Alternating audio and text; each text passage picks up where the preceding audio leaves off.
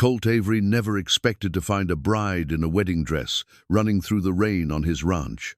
For 10 years, the 58-year-old cattleman had lived alone, his heart buried with his wife.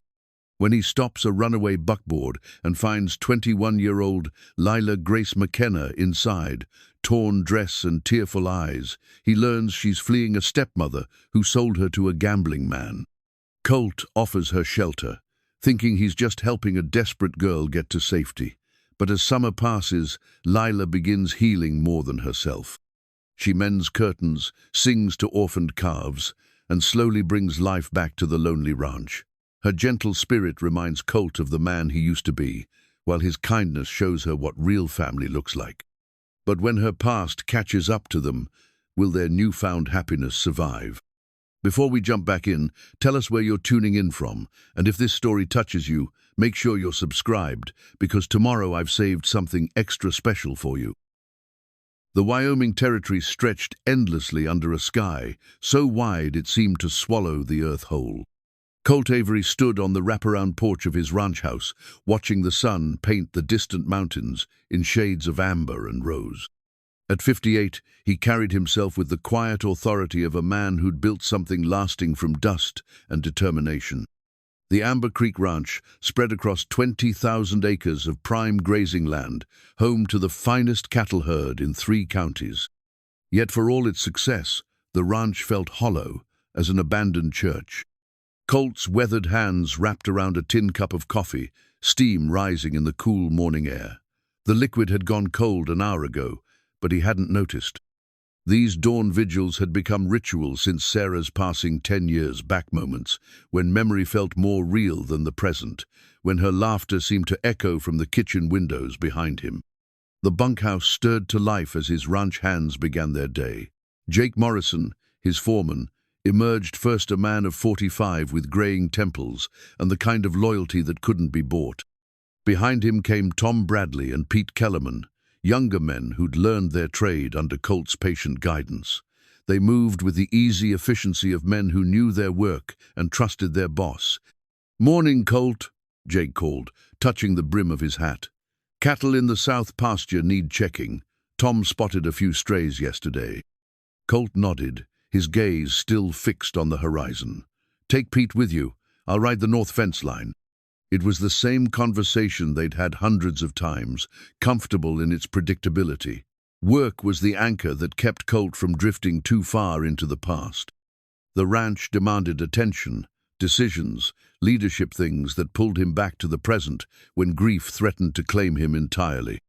The house behind him stood as testament to dreams once shared. Sarah had sketched every room, chosen every board, painted every wall with her own hands. The kitchen still held her herbs in mason jars, their labels written in her careful script. Her sewing basket sat beside the parlor window, needle and thread, waiting for hands that would never return. Colt had tried, in those first dark months, to pack away her belongings, but touching her things felt like erasure, and he couldn't bear to make her disappear twice. So the house remained a shrine to vanished happiness, beautiful and empty as a song without words. The sound of hoofbeats drew his attention to the road. Doc Henderson approached on his bay mare, medical bag secured behind his saddle.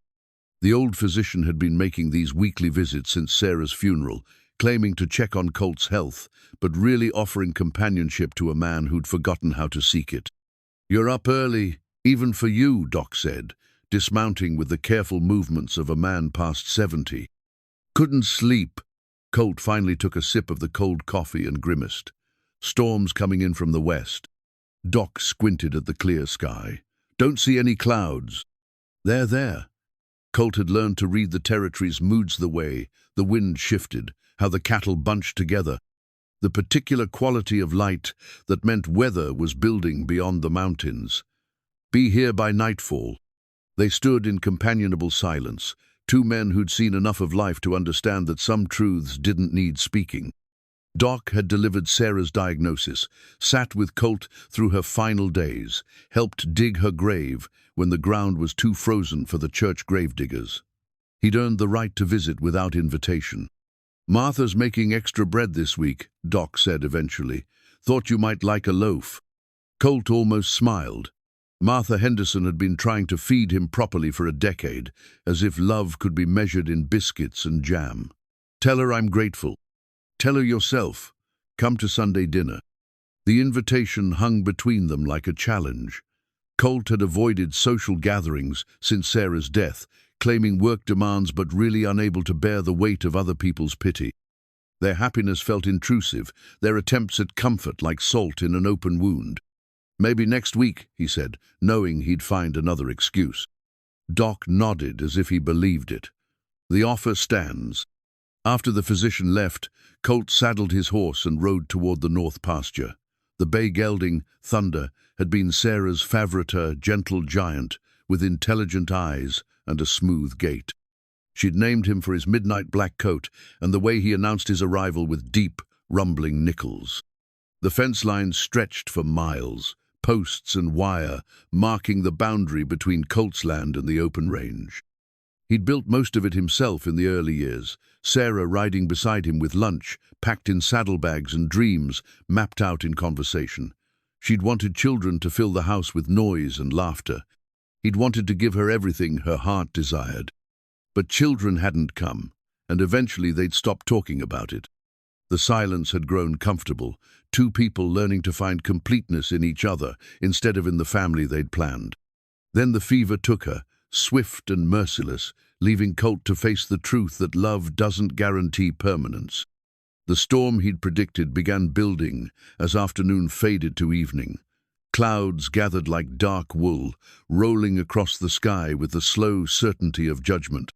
Wind picked up, bending grass and rattling windows. Thunder rumbled in the distance, still hours away but coming steadily closer. Colt finished his evening chores and retreated to the house. The kitchen felt too large for one man, the dining table too long for a single-place setting. He'd grown accustomed to eating, standing at the counter, reading week-old newspapers and listening to the house settle around him. The storm arrived with the darkness, rain hammering against the windows and wind howling through the eaves. Colt sat in his chair by the fireplace, Sarah's chair empty beside him, and tried to read by lamplight. But the words kept blurring, his mind wandering to memories of other storms when Sarah would make hot chocolate and they'd sit together, watching nature's fury from the safety of home. A sound cut through the storm, not thunder, but something else. Colt set down his book and listened. There it was again. The crash of wood against wood, the screech of metal on metal. A wagon in distress, somewhere close to the house. He grabbed his coat and hat, lit a lantern, and stepped into the storm. Rain immediately soaked through his clothes, cold fingers of wind cutting through fabric and flesh alike. The sound came from the main road, where a buckboard had overturned in the muddy ditch. Colt approached carefully, lantern held high. The wagon lay on its side, one wheel spinning lazily in the wind. A horse thrashed in the traces, wild with fear and pain. And huddled beside the wreckage, barely visible in the storm, was a figure in white. "Hello there," Colt called, fighting to be heard over the wind. "Are you hurt?" The figure looked up, and Colt's breath caught. It was a young woman, maybe 20, with hair the color of autumn leaves and eyes that reflected his lantern light like pools of spring water. She wore a wedding dress, once white but now torn and stained with mud and rain. "Please," she said, her voice barely audible, "I need help." Colt's first instinct was to step back, to return to his safe solitude and pretend he'd never seen her. But something in her eyes, a desperate hope mixed with bone-deep terror, made him move forward instead. "Can you stand?" he asked, extending his hand. She took it, fingers ice-cold and trembling. "I think so." Together they struggled to their feet, the woman leaning heavily on Colt's arm. He could see she was injured, a cut on her forehead, bruises on her arms, and the way she favored her left leg suggested more damage hidden beneath the ruined dress. "My horse," she said, looking toward the trapped animal. Colt examined the traces with practiced eyes. The horse had a gash on its flank, but nothing life-threatening. With careful work, he freed the frightened animal and led it toward the barn, the woman following on unsteady legs. Inside the barn, Sheltered from the storm, Colt lit another lantern and got his first clear look at his unexpected guest. She was younger than he'd first thought, perhaps 21, at most, with delicate features and intelligent eyes that held too much knowledge for her years. The wedding dress told a story he didn't want to hear. "What's your name?" he asked, tending to her horse's wound. "Lila Grace McKenna," she replied, then added quickly, "And before you ask, I'm not running from a husband. I'm running from becoming one man's property." The bitterness in her voice made Colt look up sharply. "Someone hurt you?" It wasn't a question. He'd seen enough of life to recognize the signs, the way she held herself, the quick glances toward the door, the tremor in her hands that had nothing to do with cold. "My stepmother," Lila said, wrapping her arms around herself. "She sold me to pay her gambling debts. The wedding was supposed to be tonight." Colt's jaw tightened. He'd known such arrangements existed, but hearing it spoken aloud in his own barn, seeing the evidence in this girl's torn dress and frightened eyes, made his stomach clench with anger. "Where will you go?" he asked. "I don't know." The admission seemed to cost her. "I have cousins in California, but that's 2,000 miles away. I have no money, no horse of my own." She looked around the barn, taking in the well-maintained stalls and quality tack. "I don't suppose you need help with anything?" "I can cook, clean, tend animals. I learn quickly." Colt studied her face in the lamplight. Common sense told him to give her a meal and directions to the nearest town. Getting involved in other people's troubles was a luxury he couldn't afford, especially not with a young woman who looked at him with such desperate hope. But something about her reminded him of Sarah, not her appearance, but her spirit. The way she held her chin up despite her circumstances, the quiet dignity that survived even her desperate flight. Sarah had possessed that same inner strength, that refusal to be broken by life's cruelties. "The bunkhouse has an empty room," he heard himself say. "You can stay there tonight, get warm and dry. We'll figure out the rest tomorrow." Relief flooded Lila's face, followed immediately by gratitude so profound it made Colt uncomfortable. "Thank you. I promise I won't be any trouble." But as he led her toward the bunkhouse, Colt had the uncomfortable feeling that trouble had already found him. In the space of an hour, his carefully ordered world had been invaded by a girl in a wedding dress, and he suspected nothing would ever be quite the same again. The locket in his pocket, Sarah's locket, which he'd carried every day since her death, felt suddenly heavy against his chest. For 10 years, it had been his anchor to the past, his excuse for avoiding the future. Now, watching Lila Grace McKenna disappear into the guest room, he wondered if anchors could become chains. Outside, the storm raged on, but inside the bunkhouse, something had shifted. The first crack had appeared in the wall Colt had built around his heart, and he wasn't sure whether to be terrified or grateful. 3 days had passed since the storm, and Lila Grace had settled into the ranch's rhythm with surprising ease. She'd mended her wedding dress as best she could and borrowed one of Sarah's old work dresses from the trunk Colt kept in the main house. The simple blue cotton fit her well enough, though it hung loose in places where Sarah had been fuller. Colt watched her from the kitchen window as she fed the chickens, humming a tune he didn't recognize. She moved with natural grace, speaking softly to the birds as if they were old friends. In just 3 days, she'd brought more life to the ranch than he'd seen in 10 years. "She's got away with animals," Jake observed, joining Colt at the window. "Yesterday I saw her gentle that ornery stallion in the south paddock. He was eating sugar cubes right from her hand." Colt nodded, not trusting himself to speak. He'd noticed the same thing, how the cattle calmed when she approached, how the barn cats followed her around like devoted disciples.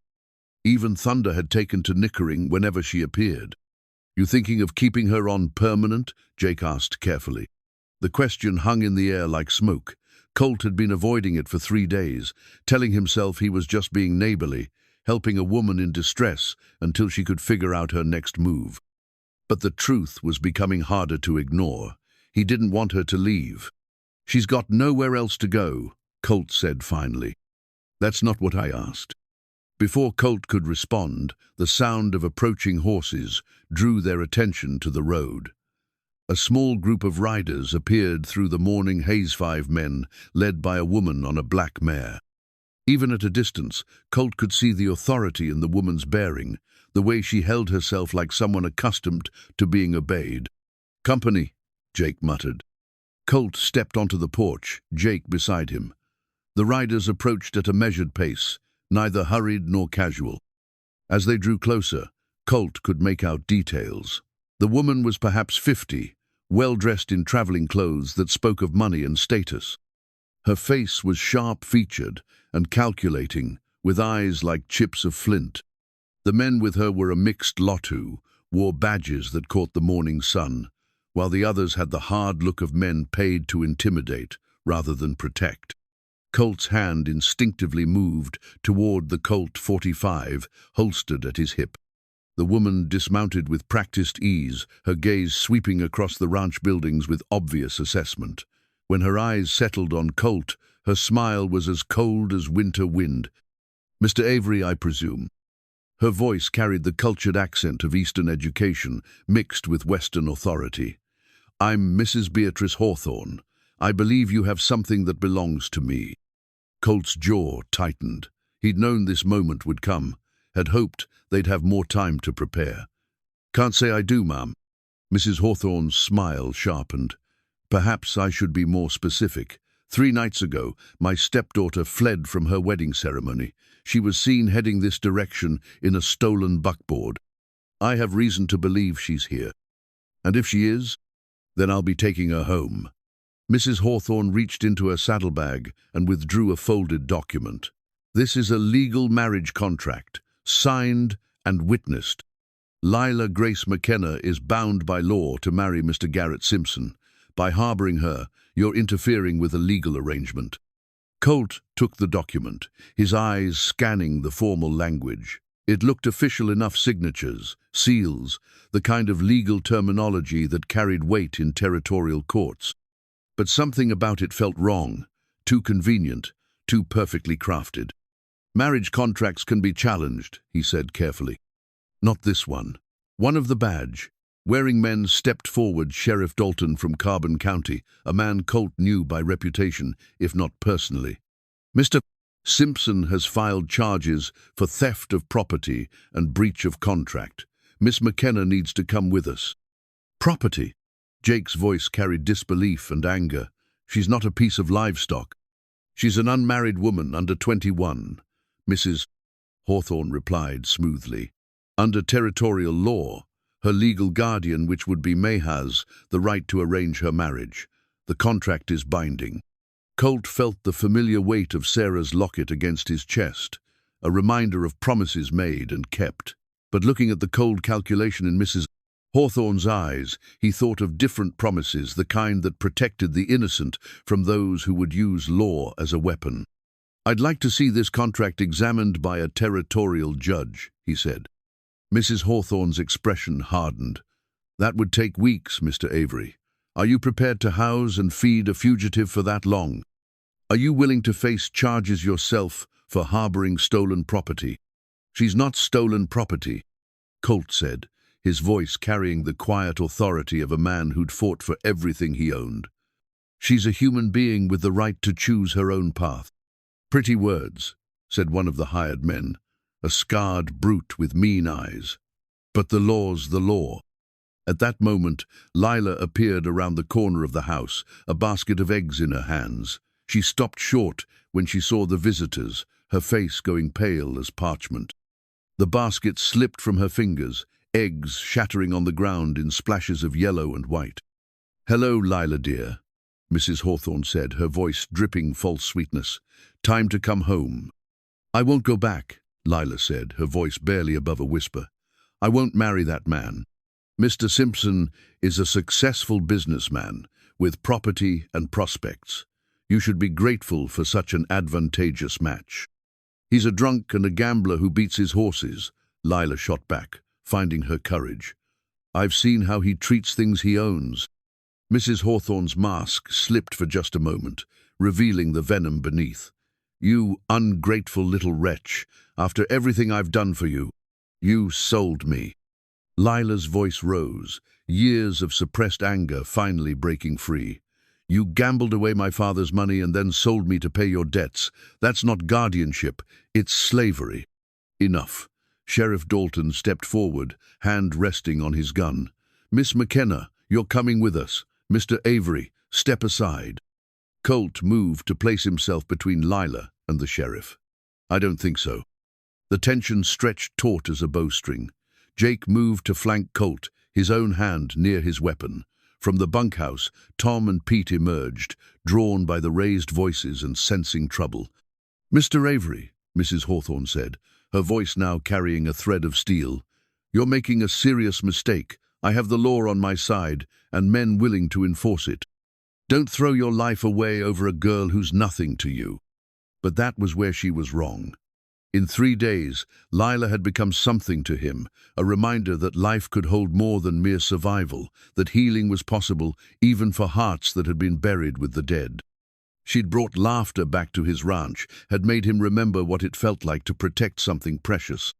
"She's under my protection," Colt said quietly, "and she'll stay under my protection until a territorial judge can review this contract properly." Mrs. Hawthorne's eyes glittered with malice. "Very well, Mr. Avery. But understand this, I have resources you can't imagine, and patience you shouldn't test. This isn't over." She remounted her horse with sharp, angry movements. "Sheriff Dalton, I'll expect you to file the proper charges. Mr. Avery is now harboring a fugitive and interfering with legal proceedings." Sheriff Dalton looked uncomfortable but nodded. "I'll file the paperwork, but it'll take time to process. Territory's got bigger problems than marriage contracts right now." "Then we'll handle this ourselves," one of the hired men growled. "No," Mrs. Hawthorne said sharply. "We'll let the law take its course. But Mr. Avery should know that the law has a long reach and longer memory." As the group rode away, Colt felt the weight of what he'd just done settle on his shoulders. He'd made enemies of powerful people, had painted a target on his ranch and everyone in it. But looking at Lila's face, the gratitude mixed with terror, the hope struggling against despair, he knew he'd made the only choice his conscience would allow. "Thank you," Lila whispered, tears streaming down her cheeks. "I know what this could cost you." Colt reached out without thinking, his weathered hand gently touching her shoulder. "Some things are worth the cost." But as he watched the dust cloud disappear down the road, he wondered if he'd just signed all their death warrants. Mrs. Hawthorne's parting words echoed in his mind. This wasn't over. He'd faced down rustlers, outlaws, and claimed jumpers in his time, but something about the cold calculation in that woman's eyes told him this fight would be different. This time, he wasn't just protecting property or livestock. He was protecting something infinitely more precious and infinitely more fragile, a young woman's right to choose her own destiny, and perhaps his own chance at redemption. The marriage contract in his hand felt heavier than any legal document should. Tomorrow, he'd ride to town and find a lawyer, someone who could challenge its validity. But tonight, he'd stand guard and pray that morning would bring answers instead of more trouble. In his pocket, Sarah's locket seemed to pulse with warmth, as if his late wife were offering her blessing from beyond the grave. For the first time in 10 years, Colt Avery was fighting for something other than mere survivorland. It felt like coming back to life. The week following Mrs. Hawthorne's visit passed with deceptive quiet. Colt had ridden to Cheyenne to consult with Ezra Morrison, the best lawyer within 200 miles, and had returned with mixed news. The marriage contract was legal in form, but Morrison believed it could be challenged on grounds of coercion and fraud if they could prove Mrs. Hawthorne had used deception to gain guardianship rights. "The burden of proof will be on us," Morrison had explained, his weathered face grave beneath wire-rimmed spectacles. "Territory courts don't like to overturn contracts, especially when money's involved. But if the girl was coerced, if there's evidence of fraud in the arrangement, we might have a case." Evidence. That was the rub. Lila's word against Mrs. Hawthorne's, and the stepmother clearly had resources and connections that could make life difficult for anyone who opposed her. But in the meantime, life on the ranch had taken on an unexpected rhythm. Lila had thrown herself into work with the determination of someone proving her worth, and Colt found himself looking forward to each day in ways he hadn't since Sarah's death. She'd started in the kitchen, taking over cooking duties from old Pete, who'd been burning beans and overcooking beef for longer than anyone cared to remember. The first morning, she'd served breakfast fluffy biscuits, perfectly scrambled eggs, and coffee that didn't taste like saddle leather. The ranch hands had stared at their plates in wonder. "Ma'am," Tom Bradley had said, his young face serious as a judge, "if you ever decide to leave, we might just have to tie you to the barn." Lila had laughed, the first genuine laughter Colt had heard from Herond. The sound had done something to the atmosphere in the kitchen. Suddenly the room felt less like a place where lonely men grabbed quick meals and more like what it was meant to be, the heart of a home. Now, a week later, Colt sat on the porch watching Lila hang freshly washed curtains in the bunkhouse windows. She'd found the fabric in Sarah's sewing basket pail, yellow cotton printed with tiny blue flowers, and had spent her evenings cutting and hemming by lamplight. The curtains transformed the stark windows into something welcoming, homelike. "She's got an eye for making things pretty," Jake observed, settling into the chair beside Colt with his own cup of coffee. "Haven't seen curtains in the bunkhouse since, well, ever." Colt nodded, watching as Lila stood back to admire her work, hands on her hips in satisfaction. Everything she touched seemed to improve. The kitchen gleamed, wildflowers appeared in mason jars around the common areas, and somehow the very air felt cleaner, more hopeful. "You know the men are half in love with her already," Jake continued carefully. "She's young enough to be their daughter," Colt replied, but he'd noticed it too. The way Tom stumbled over his words when she spoke to him. How Pete had started combing his hair and washing his neck more regularly. Even gruff old Jake softened his voice when addressing her. "Age don't matter to a lonely heart," Jake said. "Question is, what are you going to do about it?" Before Colt could answer, Lila approached the porch, wiping her hands on her apron. She moved with unconscious grace, and Colt found himself noticing details he tried not to see, the way afternoon light caught the red-gold highlights in her hair, how her smile reached her eyes when she felt safe and happy. "Mr. Avery," she said, her voice carrying the slight formality she insisted on maintaining despite his suggestions to call him Colt. "I was wondering if I might borrow a horse this afternoon. I'd like to ride to the creek and gather some herbs for cooking." "Take Thunder," Colt said without thinking, then immediately regretted it. Thunder had been Sarah's horse, and in 10 years no one else had ridden him. But Lila's face lit up with such genuine pleasure that his regret faded. "Are you certain? He's such a beautiful animal. I'd hate to." "He needs the exercise," Colt interrupted. "I'll saddle him for you." In the barn, Thunder nickered softly as Colt approached with the saddle. The big gelding had grown fat and lazy in recent years, more pet than working horse.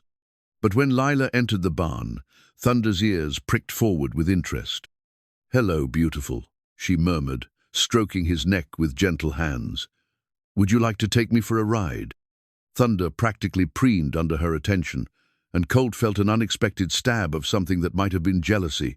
Even his horse was falling under her spell. "He likes you," Colt observed, adjusting the stirrups for her shorter legs. "Animals know when you mean them no harm," Lila replied, accepting his help mounting.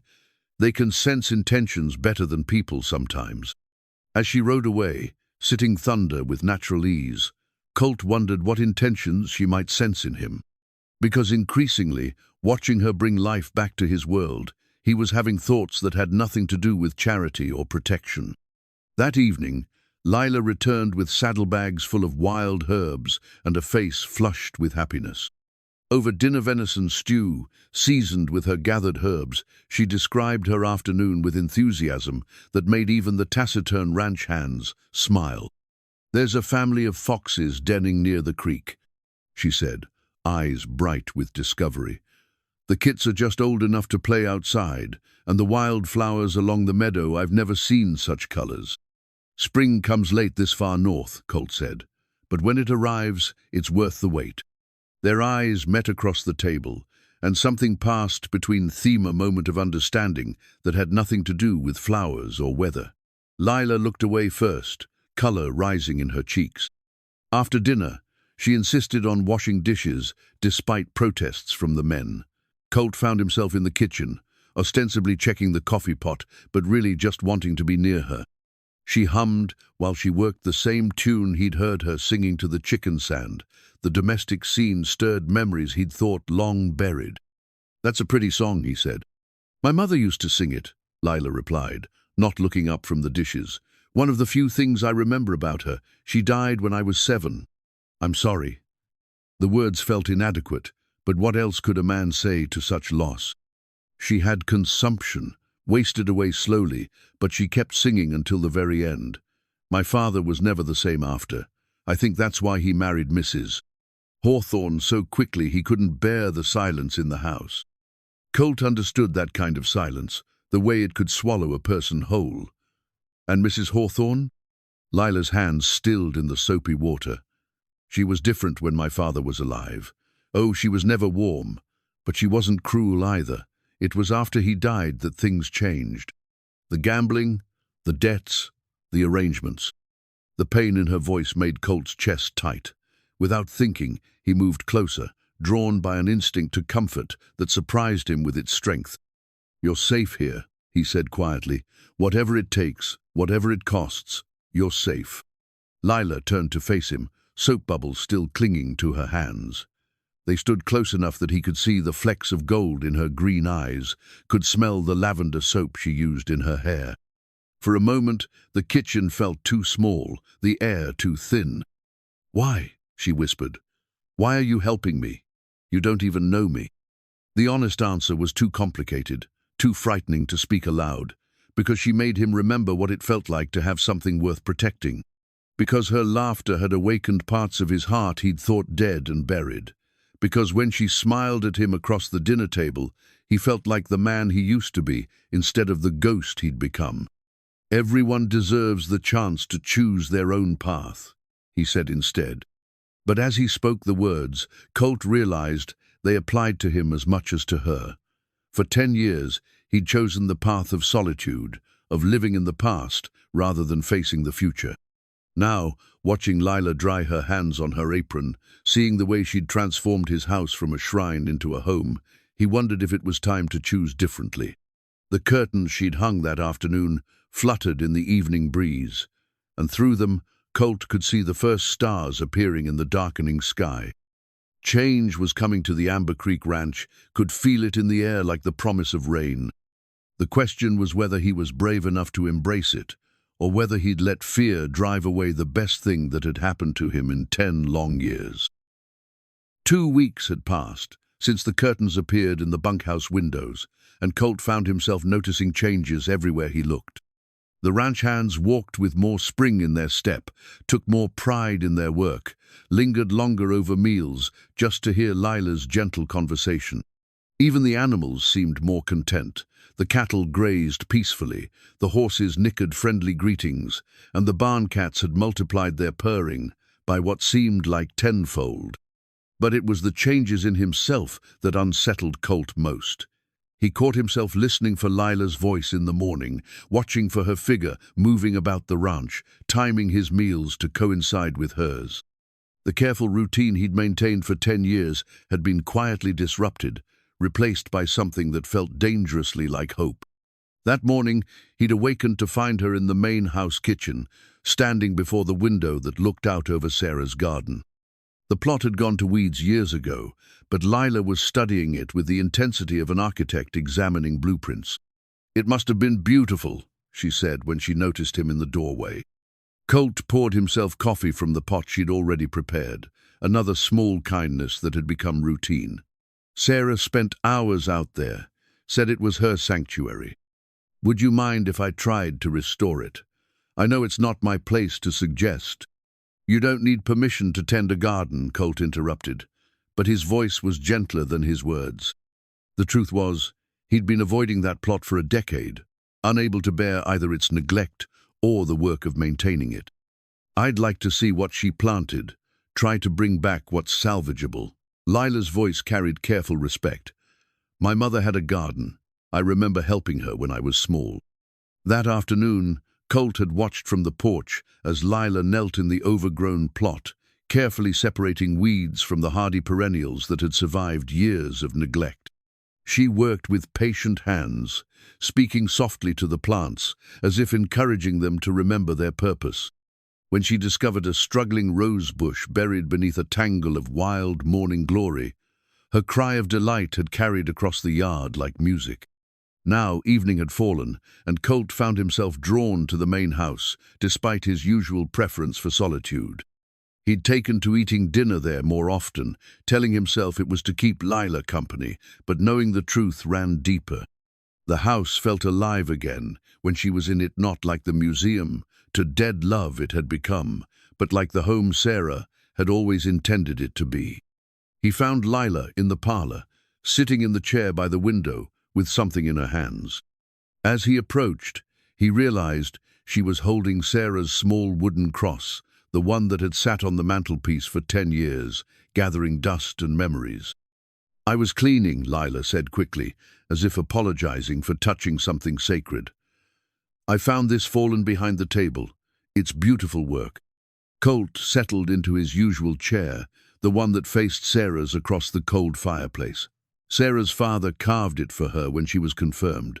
She carried it west when we married." Lila turned the cross over in her hands, her fingers tracing the intricate patterns carved into the wood. She must have treasured it. She did. The words came easier than Colt expected. For years, talking about Sarah had felt like reopening a wound. But somehow, with Lila, the memories felt less like pain and more like remembrance. She said it reminded her that faith wasn't about understanding God's plan, but about trusting that there was one. "Do you still believe that?" The question hung in the air between them, honest and unafraid.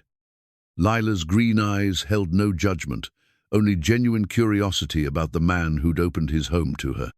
"I did once," Colt said slowly. "When Sarah was dying, she made me promise to keep believing, to keep living, but after she was gone..." He shrugged, unable to finish the thought. "But you did keep living," Lila said gently. "You built something lasting here. You employ good men, treat them fairly, provide for them. You help people like me when they need it most. Maybe that's faith too, just a different kind." Colt looked at her, really looked, and saw wisdom that had no business existing in someone so young. But then, he supposed, loss and hardship aged a person in ways that had nothing to do with years. "What about you?" he asked. "Do you have faith?" Lila was quiet for a long moment, still holding the wooden cross. "I used to pray every night that Mrs. Hawthorne would change, that she'd remember I was her husband's daughter and treat me with kindness. When that didn't happen, I prayed for escape. And then, on the worst night of my life, you appeared in that storm like an answer I'd stopped expecting." She looked up at him, and something in her expression made Colt's chest tighten. "So yes, I think I still have faith. Not in the God who lets stepmothers sell their children, but in the one who sends good men to help when all seems lost." The words hit Colt like a physical blow. Good man. When had he started thinking of himself that way again? For years, he'd simply existed, moving through days without purpose, beyond survival. But Lila's presence had reminded him of who he used to be, man who protected what mattered, who built instead of just maintaining. "You give me too much credit," he said. "Do I?" Lila rose from her chair and moved to replace the cross on the mantelpiece, her movements careful and reverent. "In 2 weeks, you've given me safety, purpose, and the first real home I've known since my father died. You've risked your own peace to protect mine. If that's not goodness, I don't know what is." She turned back to face him, and in the lamplight she looked older than her 21-year woman who'd learned to recognize genuine kindness because she'd known its absence. "I want you to know," she continued, her voice steady despite the emotion beneath it, "that whatever happens with Mrs. Hawthorne, whatever the courts decide, these weeks here have been a gift. You've shown me that not all men see women as property to be bought and sold. You've given me hope that there might be another kind of life possible." Colt felt something shift inside his chest, like ice beginning to crack after a long winter. "Lila, I know you loved your wife," she said quickly, as if she needed to get the words out before courage failed her. I would never presume to replace her memory or try to fill the space she left behind. But I hope you know that caring for someone new doesn't diminish what you had before. Love isn't a finite resource that gets used up. The wisdom in her words stole his breath. Here was this young woman who had every reason to be bitter and cynical about love, trying to comfort him in his grief, teaching him with gentle patience that healing didn't require forgetting. "How did you get so wise?" he asked, his voice rough with emotion. Lila smiled, and it transformed her face from pretty to radiant.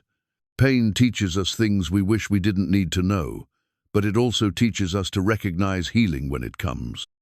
That night, after Lila had retired to her room in the bunkhouse, Colt sat alone in the parlor, staring at Sarah's cross on the mantelpiece. For the first time in 10 years, the silence in the house didn't feel like an accusation. It felt peaceful, expectant, as if the very walls were holding their breath for whatever came next. He pulled Sarah's locket from his pocket and opened it, looking at the tiny daguerreotype inside his wife's face, forever young, forever smiling. For years, this image had been his anchor to the past, his excuse for avoiding the future.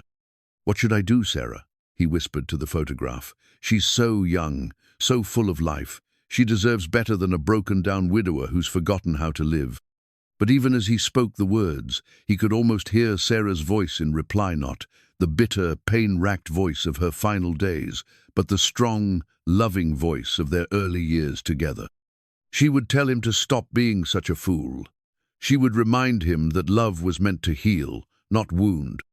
She would probably box his ears for wasting 10 years in lonely grief when he could have been living, loving, building something new on the foundation of what they'd shared. The locket felt lighter in his hands suddenly, not an anchor dragging him down, but a blessing sent forward from the past. Sarah had made him promise to keep living, and maybe, just maybe, that promise included this: the possibility that a young woman with eyes like spring water and a voice like morning bird song might be exactly what his heart needed to remember how to beat properly again. Outside, a night bird called across the darkness, and somewhere in the distance, a coyote answered. The ranch settled into its nighttime rhythms, peaceful and secure under Colt's protection. But for the first time in years, Colt found himself thinking not about what he'd lost, but about what he might yet find. In the morning, he decided, he would ask Lila to show him what she'd discovered in Sarah's garden. It was time to see what could grow from ground that had been left fallow too long. The spring roundup brought neighbors from miles around to the Amber Creek Ranch, their arrival marked by clouds of dust and the distant lowing of cattle. It was an annual tradition, ranchers helping each other gather their herds for branding and sorting before the summer grazing season. For Colt, it had always been a time of hard work and friendly competition, but this year felt different. This year, he had Lila. She'd been nervous about meeting so many new people at once, worried about questions she couldn't answer and suspicions she couldn't allay. But Colt had reassured her that ranch folk respected privacy and valued actions over words. Still, he found himself watching her carefully as the wagons rolled in, ready to step between her and any uncomfortable attention. The first to arrive were the Hendersons from the Double H. Doc Henderson and his wife Martha, along with their 3 grown sons and their families. Martha took one look at Lila and swept her into the kind of maternal embrace that brooked no argument. "So you're the young lady who's got Colt looking human again," Martha declared, holding Lila at arm's length to study her face. About time someone brought some sense to this stubborn old goat. Behind them came the Carlsons, the Morgans, and the Davies, family good people who'd worked together through drought and plenty, who'd helped bury each other's dead and celebrate each other's joys. By midday, the ranch hummed with activity as dozens of riders spread out across the range, their voices echoing off the hills as they gathered the scattered cattle. Lila had thrown herself into helping with the cooking, working alongside the ranch wives to prepare meals for 40 hungry people. Colt watched her move between the outdoor kitchens with natural grace, her sleeves rolled up and flour in her hair, and felt a pride that surprised him with its intensity. "She fits in well," observed Samuel Carlson, settling beside Colt on the porch steps. Samuel was a man of Colt's own age, weathered by the same sun and wind, shaped by the same challenges of ranch life. "She's got a good heart," Colt replied, accepting the cup of coffee Samuel offered. "Pretty too," Samuel added with a meaningful look. "Young enough to give you a decade or two of happiness if you've got the sense to see what's in front of you." Before Colt could respond, a commotion erupted near the corrals. Young Billy Morgan, all of 16 and full of the swagger that comes with believing yourself invincible, was attempting to impress the ladies by riding a particularly ornery bronc. The horse had other ideas. Colt was on his feet before Billy hit the ground, but Lila reached the fallen boy first. She knelt beside him, her hands gentle but confident as she checked for injuries, speaking in the calm, soothing voice she used with frightened animals.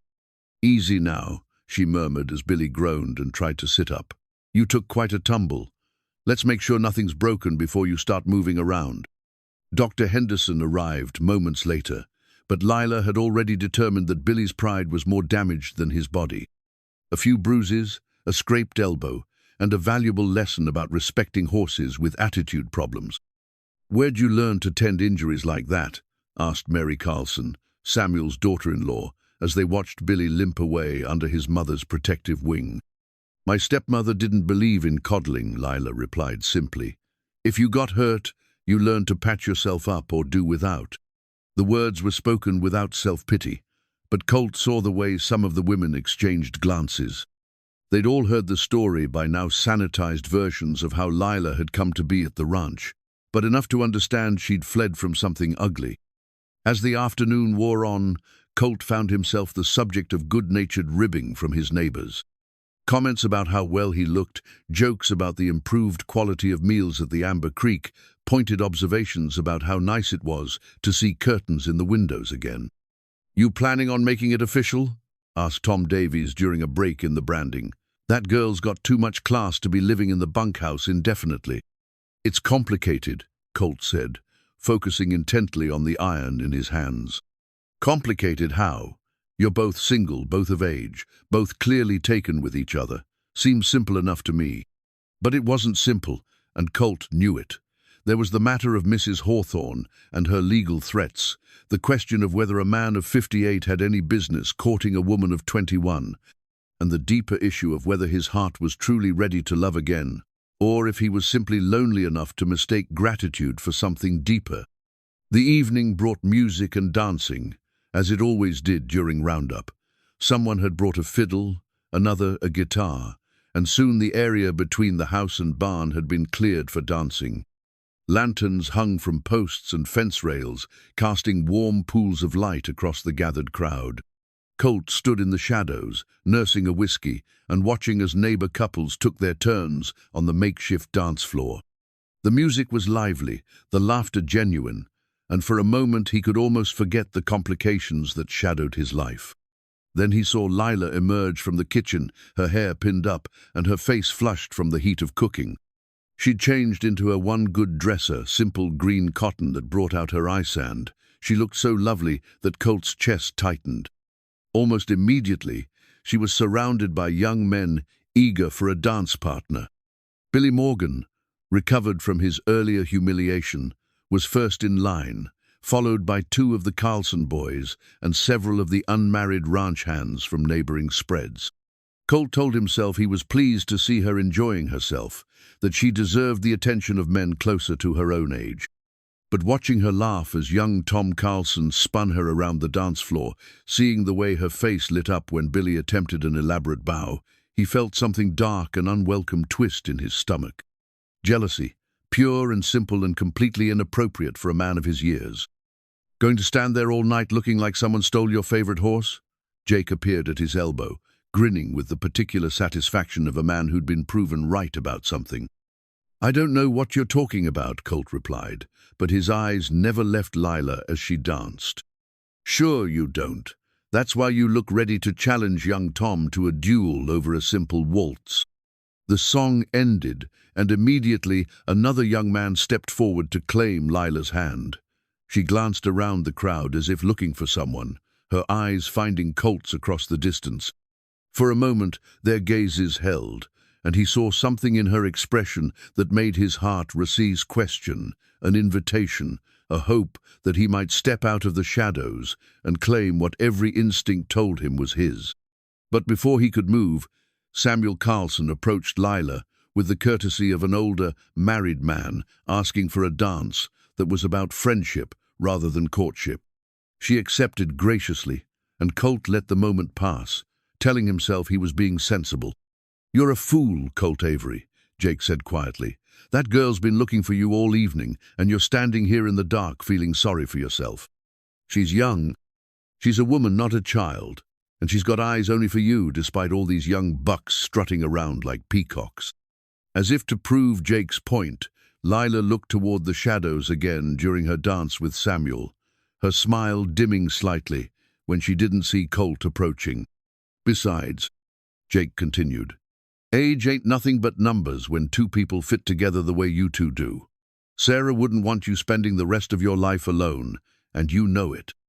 The mention of Sarah's name should have stung, but instead it brought a strange sort of peace. Because Jake was right, Sarah had been generous with her love, quick to see the good in people, eager to embrace happiness wherever it could be found. She would have liked Lila, would have seen past the age difference to the deeper compatibility that Colt was only beginning to acknowledge. The music changed to a slower waltz, and Colt found himself moving before conscious thought could stop him. He crossed the dance floor with determined steps, ignoring the knowing looks from his neighbors, focusing only on Lila's face as she realized he was approaching. "Miss McKenna," he said formally, extending his hand as Samuel stepped back with a knowing smile. "Would you honor me with a dance?" The relief and joy that flooded her features was answer enough, but she managed a proper, "I would be delighted, Mr. Avery," before placing her hand in his. Dancing with Lila was nothing like dancing with Sarah had been. Sarah had been tall and willowy, her movements graceful but reserved. Lila was smaller, more vivacious, and she followed his lead with an intuitive ease that made him feel like a much better dancer than he actually was. "I was beginning to think you'd forgotten how," she said as they moved together across the packed earth. "Just rusty," he replied, marveling at how perfectly she fit in his arms, how right it felt to hold her close while the music swirled around them. "The ladies have been asking about us," Lila said, her voice carefully neutral, making assumptions about our arrangement. "Let them talk. People will think what they want to think regardless of what we tell them." "And what do you want them to think?" The question caught him off guard with its directness. What did he want?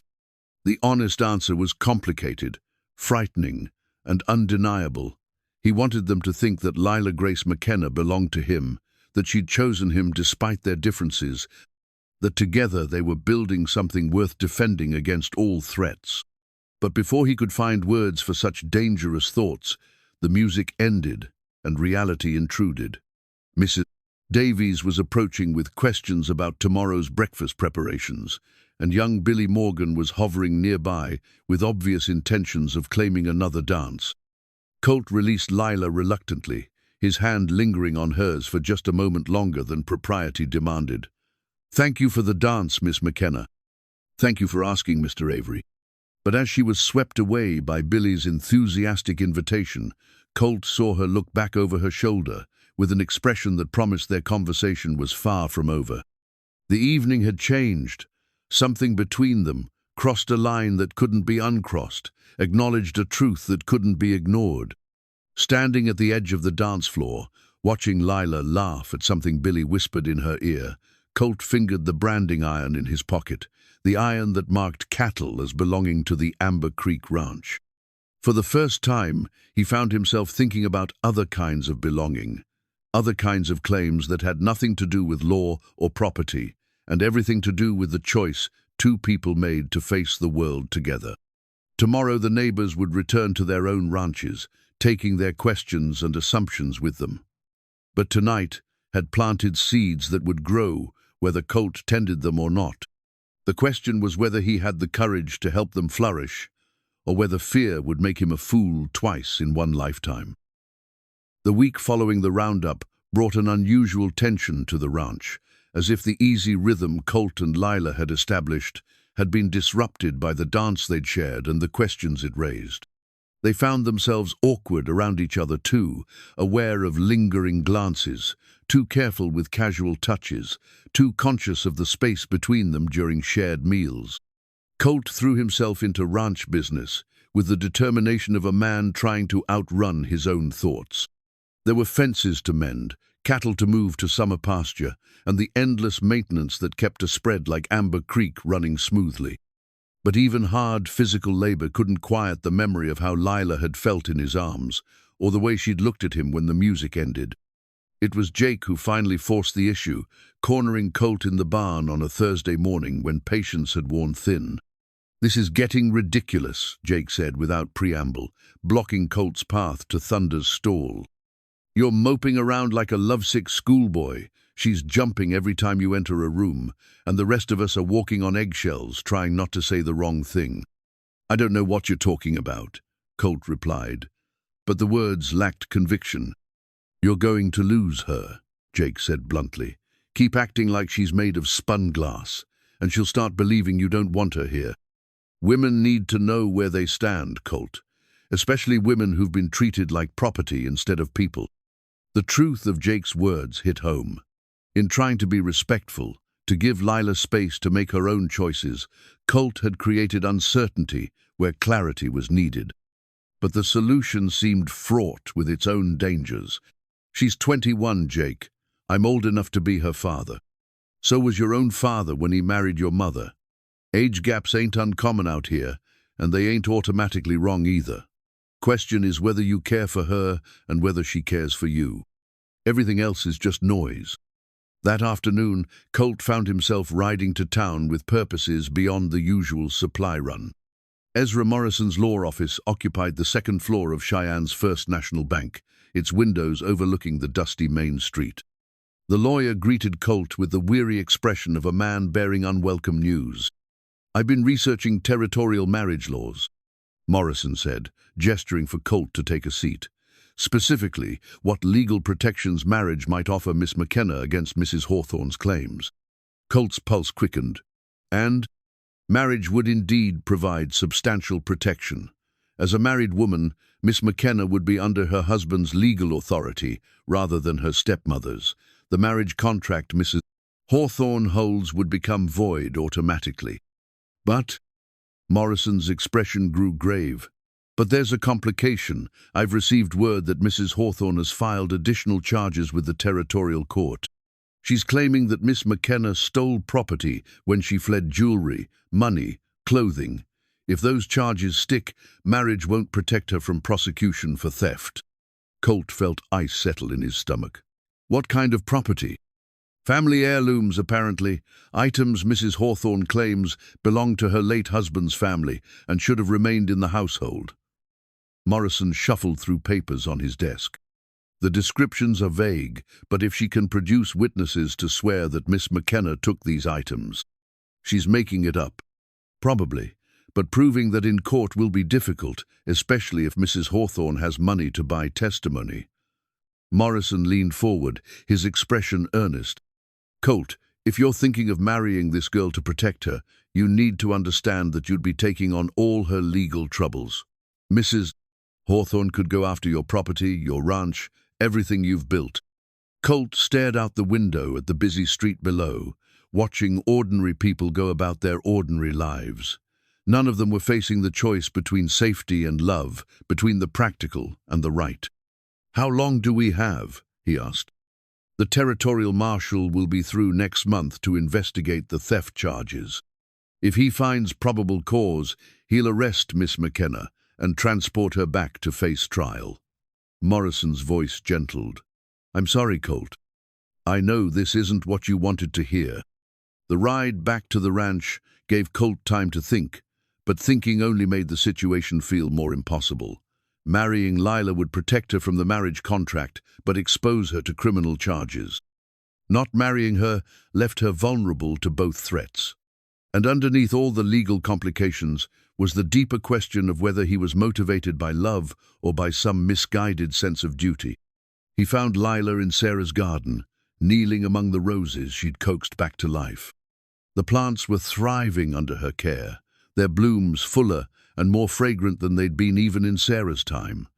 She looked up as he approached, shading her eyes against the late afternoon sun. "You look troubled," she said, rising to her feet and brushing dirt from her hands. "Bad news from town?"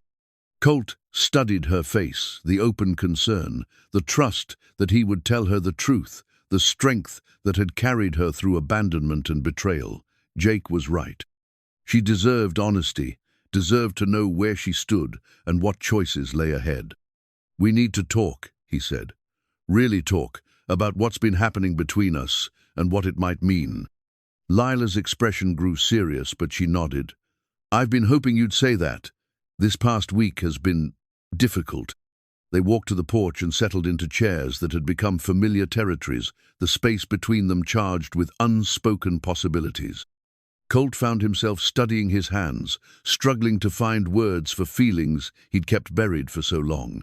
"I need you to know," he began slowly, "that what I feel for you has nothing to do with charity or obligation. Somewhere along the way, without meaning to, I started caring about you in ways that go beyond protection." Lila's breath caught, but she didn't speak, waiting for him to continue. "But I also need you to know that caring for you could cost you everything. Morrison says Mrs. Hawthorne has filed theft charges against you. Marriage might protect you from one threat, but it would expose you to another." "What kind of theft charges?" Colt explained what Morrison had told him, watching Lila's face grow pale as the implications sank in. When he finished, she was quiet for a long moment, her hands clasped tightly in her lap. "She's claiming I stole my mother's jewelry," Lila said finally, her voice bitter with understanding. "The pieces my father gave me after my mother died. She took them from me when I turned 18, said they were too valuable for a child to own. I suppose now she's using them as evidence of theft." "Did you take them when you left?" "I tried to, but she'd hidden them. I couldn't find them in the time I had." Lila's laugh was sharp and humorless. "So now she gets to keep my mother's jewelry and use my attempt to reclaim it as evidence that I'm a thief." Colt felt anger surge through him, not just at Mrs. Hawthorne's manipulations, but at a legal system that gave such power to someone so willing to abuse it. "Morrison thinks we have options, but they're all risky. And marriage? What would that mean, practically speaking?" The question hung between them like a challenge. Colt found himself looking into Lila's eyes, seeing not the desperate girl he'd rescued from the storm, but the woman she'd become, strong, wise, beautiful in ways that had nothing to do with youth and everything to do with character. "It would mean you'd be under my protection legally. Mrs. Hawthorne's marriage contract would become void. But it would also mean sharing whatever consequences come from these theft charges." "And personally, what would it mean personally?" The directness of her question demanded an equally direct answer. Colt thought of the land deed documents in his study papers that represented everything he'd built, everything he'd worked for.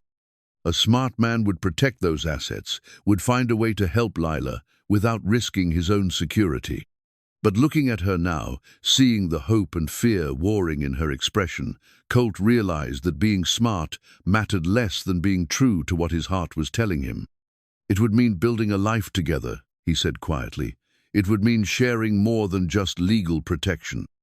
It would mean—" He paused, then forced himself to say the words that terrified and exhilarated him in equal measure. "It would mean I love you, Lila Grace, and I want to spend whatever years I have left showing you what that means." Tears spilled down Lila's cheeks, but her smile was radiant. "I love you too, Colt Avery.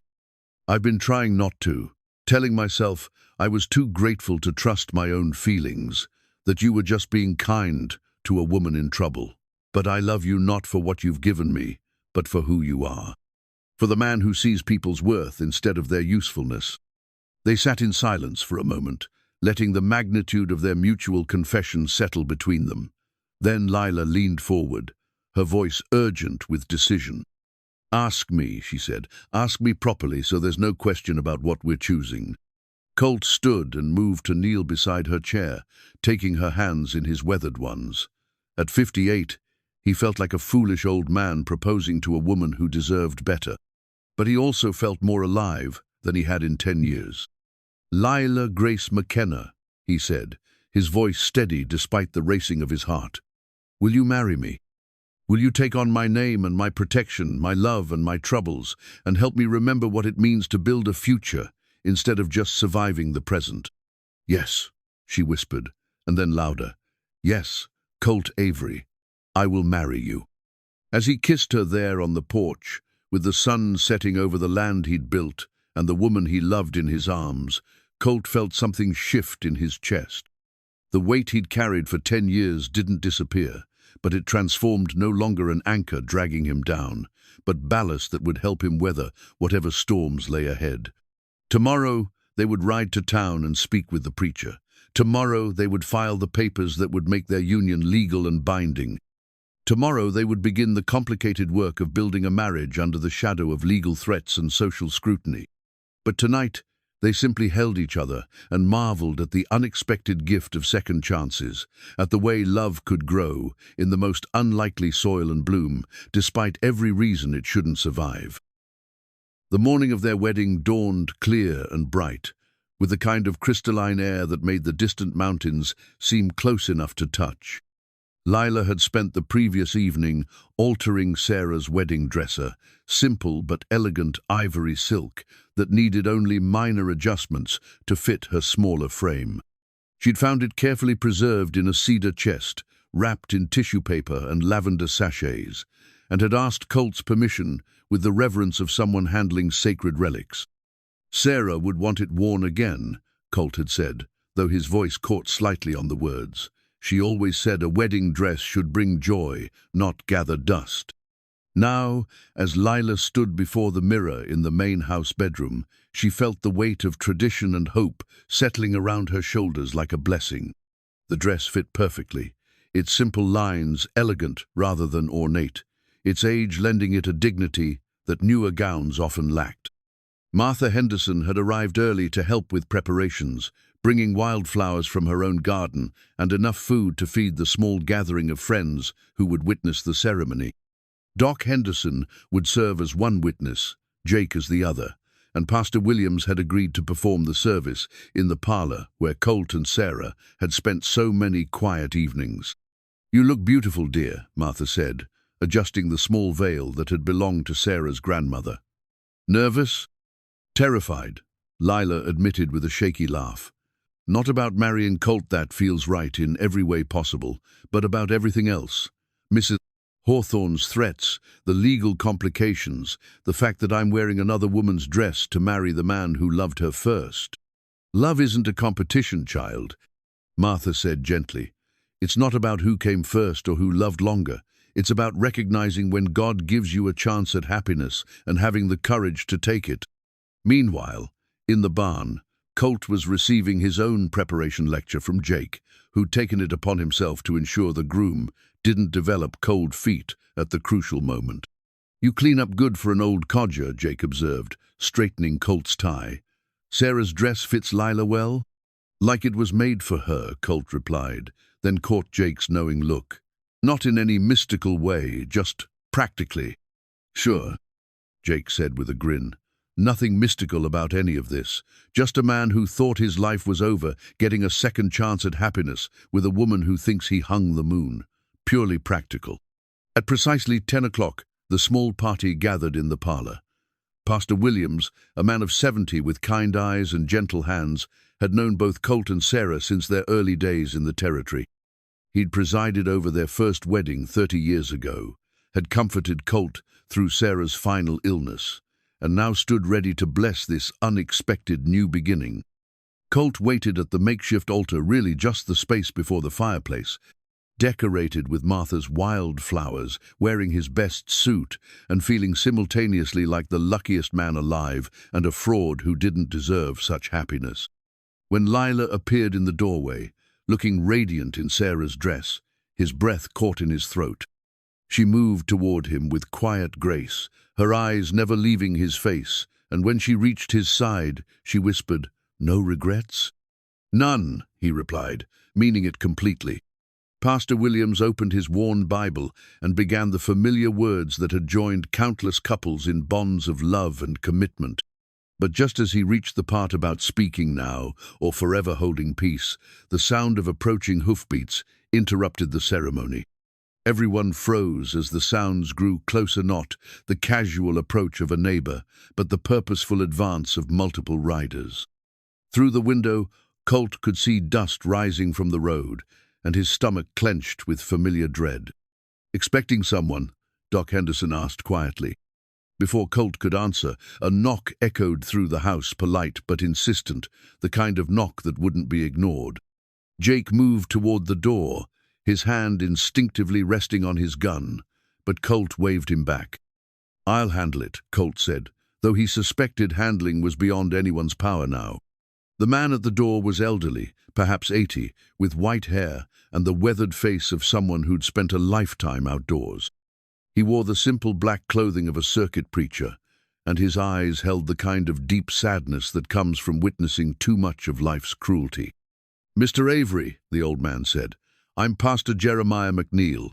I was wondering if I might have a word with you and the young lady you're about to marry." "We already have a pastor," Colt replied, but something in the old man's expression made him step back and allow entry. Pastor McNeil entered slowly, his gaze sweeping across the wedding party with growing recognition. When his eyes settled on Lila, still beautiful in her wedding dress, his face went pale. "Dear God," he whispered. "It's true then. She's the very image of her mother." "I'm sorry?" Lila stepped forward, confused by the stranger's reaction. "Do we know each other?" Pastor McNeil's hand shook as he reached into his coat and withdrew a folded document, yellowed with age, creased from handling, but clearly official. "Miss McKenna, I've traveled 200 miles to bring you this. It's your mother's birth certificate and some other documents that I believe you need to see." Lila took the papers with trembling fingers, Colt moving to stand beside her as she unfolded them. The first was indeed a birth certificate, but the name on it made no sense. "Sarah Elizabeth McKenna," Lila read aloud, then looked up in confusion. "This can't be right. My mother's name was Mary Catherine." "Your mother changed her name when she left home," Pastor McNeil said gently. "Sarah Elizabeth McKenna was her birth name. She was born in my parish, baptized in my church, and before she ran away at 17, she was the light of her father's life." The world seemed to tilt around Lila as understanding began to dawn. "Sarah. My mother's name was Sarah. She gave birth to you in secret," Pastor McNeil continued, his voice heavy with old grief. "The father was a married man who couldn't acknowledge the child. Sarah, your mother, gave you to her cousin Catherine to raise, then disappeared. We heard she'd married and moved west, but we never knew where." Colt felt ice forming in his veins as the implications crashed over him. "What are you saying?" Pastor McNeil turned to him with eyes full of sorrow and certainty. "Mr. Avery, the woman you married 30 years ago, Sarah McKenna, Avery was this young lady's mother. Lila Grace McKenna is your late wife's daughter." The silence that followed was deafening. Lila stared at the documents in her hands, her face white as the wedding dress she wore. Colt felt the world spinning around him, everything he thought he knew crumbling into dust and confusion. "That's impossible," Lila whispered. "My mother died when I was 7. She was married to my father. She lived in Kansas. She never mentioned." "She lived under the name Mary Catherine McKenna," Pastor McNeil confirmed sadly. "But she was born Sarah Elizabeth, and the records prove it. I have her baptismal certificate, her father's letters, even a daguerreotype from her 16th birthday." He produced the photograph, and even in its faded sepia tones, the resemblance was unmistakable. The woman in the picture looked exactly like Lila would. In 10 years' time, the same green eyes, the same delicate features, the same spirit shining through despite obvious hardship. "Sarah wrote to me once, after her marriage," Pastor McNeil continued. "She said she'd found peace with a good man named William McKenna, that she was trying to build a new life and put the past behind her. She mentioned a daughter she'd had to give up, said she prayed every day that the child was safe and loved." "But how did you know to find me here?" Lila asked, her voice barely audible. Mrs. Hawthorne contacted our church 3 months ago, researching your family history for what she claimed were inheritance purposes. When she described you and mentioned your mother's name, I knew immediately who you were. I've been trying to reach you ever since, but Mrs. Hawthorne kept saying you were unavailable. Colt felt sick as understanding dawned. She knew, Mrs. Hawthorne knew who Lila really was, and she used it to... He couldn't finish the thought. The cruelty was too enormous, too calculated. She knew I was Sarah's daughter, Lila said, the words coming out flat and emotionless. She knew, and she still tried to sell me to that gambling man. She still... Her voice broke, and she looked at Colt with eyes full of horror and dawning realization.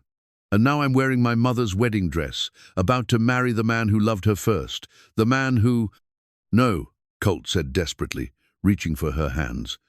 Lila, this doesn't change anything between us. I love you, not some ghost of the past. You're not her, you're yourself, and what I feel for you is real and separate from anything I felt for Sarah. But even as he spoke the words, Colt could see the damage spreading across Lila's face like poison. The joy of their wedding morning was curdling into something twisted and wrong. Everything that had felt pure and hopeful now seemed tainted by implications neither of them could face. I'm wearing her dress, Lila repeated, looking down at the ivory silk with revulsion. I'm living in her house, sleeping in her bed, falling in love with her husband. And all this time, she was my mother, who I barely remember, who I thought was dead and buried in Kansas. Lila, don't. She backed away from him, the wedding bouquet falling forgotten to the floor. This is wrong. All of it. How can we know if what we feel is real or just some sick echo of the past? How can we trust our own hearts when they've led us into something so... She couldn't finish the sentence, but Colt heard the unspoken word hanging in the air between them. Twisted, unnatural, wrong.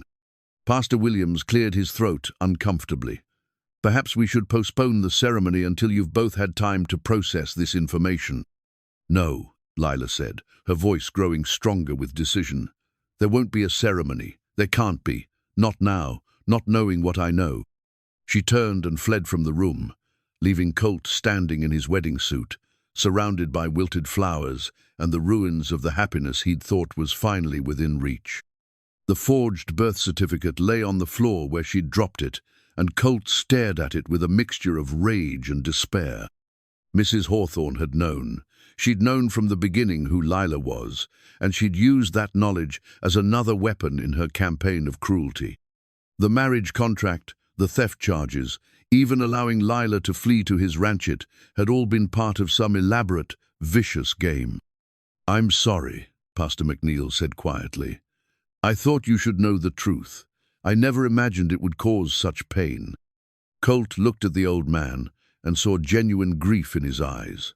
Pastor McNeil had acted from kindness, believing that truth was always better than lies. But sometimes, Colt thought bitterly, the truth arrived like a thunderbolt, destroying everything it touched. What am I supposed to do now? Colt asked, not really expecting an answer. But it was Jake who replied, his voice rough with emotion. You're supposed to fight for her. You're supposed to remind her that love doesn't get cancelled out by blood relations or twisted family trees.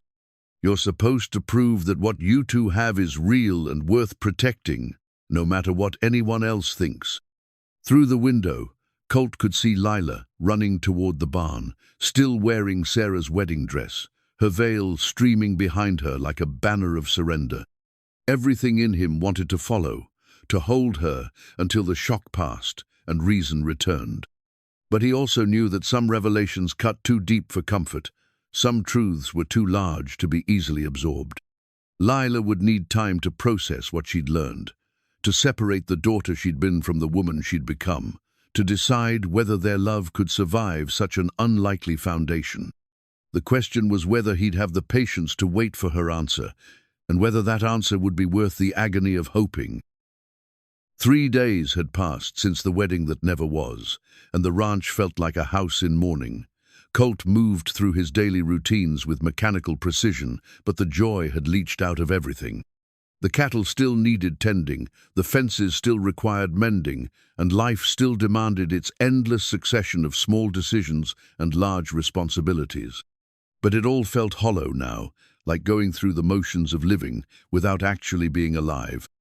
Lila had locked herself in the bunkhouse room, emerging only for necessities and refusing to speak to anyone beyond basic courtesies. She'd changed out of Sarah's wedding dress and folded it carefully back into its tissue paper shroud, as if by returning it to its proper place she could undo the revelations that had shattered their future. The ranch hands walked on eggshells, their usual easy camaraderie replaced by uncomfortable silence. They'd witnessed the wedding preparations, seen the joy on both faces, and now they watched helplessly as their boss retreated into the bitter solitude he'd inhabited before Lila's arrival. It was Jake who finally forced the issue, as Jake usually did when problems required confronting rather than avoiding. "This has gone on long enough," he announced, bursting into the main house where Colt sat staring into the cold fireplace. "That girl's eating herself alive with guilt and confusion, and you're letting her do it." "What would you have me do?" Colt asked without looking up. "Force her to accept a situation that makes her sick to think about? I'd have you remind her that love doesn't follow bloodlines or make sense on paper. I'd have you fight for what you both want, instead of letting some twisted old woman's manipulations destroy your happiness." "Mrs. Hawthorne didn't create this situation, Jake. She just revealed it. She created it the moment she decided to use that girl's parentage as a weapon." Jake's voice was sharp with frustration. "Can't you see what she's done? She's not just trying to get Lila back, she's trying to destroy both of you, making you question everything you feel, making Lila ashamed of loving a good man." Before Colt could respond, the sound of approaching horses interrupted their conversation. But this time, the riders came in 4C, dozen men, led by Mrs. Hawthorne herself, all armed and looking like they meant business. "Looks like talking time is over," Jake muttered, his hand moving to his gun. Colt stood slowly, his own hand settling on the familiar weight of his Colt 45. Through the window, he could see Mrs. Hawthorne dismounting with the confidence of someone holding all the cards. Behind her, Sheriff Dalton looked uncomfortable but determined, while the hired men spread out in positions that suggested they'd done this kind of thing before. "Mr. Avery," Mrs. Hawthorne called from the yard, her voice carrying clearly in the still air, "I believe we have some business to conclude." Colt stepped onto the porch, Jake flanking him, both men projecting the kind of calm readiness that came from years of facing down trouble. "What kind of business would that be, Mrs. Hawthorne?" "The kind that ends with my stepdaughter coming home where she belongs. Mrs. WW.com. Hawthorne's smile was sharp as a blade. "I understand your little wedding didn't quite work out as planned. Something about inconvenient family connections." The casual cruelty in her voice made Colt's jaw clench. "You knew all along who she was." "Of course I knew. Sarah McKenna Avery was quite famous in certain circles, the young woman who disappeared with a secret shame, only to surface years later as a respectable ranch wife. I make it my business to know these things." "Then you know what you put her through, what you put both of us through." Mrs. Hawthorne shrugged with theatrical indifference. "I offered her a perfectly reasonable marriage to a man of property and standing. She chose to flee to her mother's former husband instead. Really, the irony is quite delicious." Sheriff Dalton stepped forward, looking increasingly uncomfortable with his role in this drama. "Mr. Avery, I've got a warrant for Miss McKenna's arrest on charges of theft. I need to take her back for trial." "What theft?" Jake demanded. "The girl left with nothing but the clothes on her back. Family jewelry, specifically items belonging to her late father's estate." Mrs. Hawthorne produced a list with practiced ease. A pearl necklace, diamond earrings, a gold brooch documented as missing after her departure. "Documented by whom?" Colt asked. "By me, as her legal guardian and executor of her father's estate." The legal trap was elegant in its simplicity. Mrs. Hawthorne had covered every angle, anticipated every defense, prepared for every contingency. But as Colt studied her triumphant expression, he realized something important. She was here in force because she wasn't certain of victory. If the law was truly on her side, she wouldn't need 12 armed men to collect one frightened girl. "I'd like to see that warrant," Colt said. Sheriff Dalton handed over the document, and Colt read it carefully. The charges were specific, the descriptions detailed, but something about the timing felt wrong. "This warrant is dated 3 days ago," Colt observed. "The same day Pastor McNeil arrived with those birth certificates." "A coincidence," Mrs. Hawthorne said smoothly, but Colt caught the slight tightening around her eyes. "Is it? Or did you file these charges the moment you realized your first plan had failed? When the wedding was called off and you knew I couldn't protect Lila through marriage?" Before Mrs. Hawthorne could answer, Lila emerged from the bunkhouse, walking toward them with the deliberate pace of someone who'd reached a difficult decision. She wore her simple brown traveling dress and carried a small beige very-thing she owned in the world. "There's no need for all this drama," Lila said, her voice steady despite the pallor of her face. "I'll come with you willingly." "No," Colt said, moving to intercept her. "You don't have to do this." "Yes, I do." Lila's green eyes met his, and he saw a depth of pain that made his chest ache. "I can't stay here, Colt, not knowing what I know. Every time I look at you, I see the confusion in your eyes. Am I the woman you love, or am I just an echo of the woman you lost? And every time I look in the mirror, I wonder the same thing." "You're not an echo," Colt said desperately. "You're yourself, unique and precious and completely separate from anything I felt for Sarah." "How can you be sure? How can either of us be sure?" Lila's voice cracked slightly. "Mrs. Hawthorne is right about one thing. The irony is too great to ignore. Of all the ranches in all the territory, I had to flee to yours. Of all the men who could have helped me, it had to be the one who loved my mother. That's not coincidence, Colt. That's fate playing a cruel joke." Mrs. Hawthorne watched this exchange with obvious satisfaction, like a cat watching mice struggle in a trap of her own devising. "How touching. But I'm afraid sentiment won't resolve legal matters. Sheriff Dalton, please arrest Miss McKenna." But as the sheriff moved forward, Colt noticed movement from the bunkhouse. Tom and Pete had emerged, rifles in their hands, moving to flank the yard. From the barn, he could see Doc Henderson's oldest son positioning himself behind cover. Word had spread somehow, and help was arriving. "Sheriff," called a new voice from the road. "I wouldn't be too hasty with that arrest." Everyone turned to see Ezra Morrison approaching on horseback, his legal satchel secured behind his saddle and his expression grim with purpose. Behind him rode Pastor McNeil, and in the old preacher's hands was a leather portfolio that looked thick with documents. "Mr. Morrison," Sheriff Dalton said with obvious relief, "what brings you out here?" "Legal complications," Morrison replied, dismounting with careful dignity. "It seems Mrs. Hawthorne's claims against Miss McKenna are more complex than they initially appeared." Mrs. Hawthorne's confident smile faltered slightly. "I don't know what you mean. The theft charges are clearly documented." "As is Miss McKenna's rightful inheritance," Morrison interrupted smoothly. "Pastor McNeil has brought some very interesting documents from his church archives. It seems Miss McKenna's mother, Sarah, left quite a detailed will with the church before she married and moved west."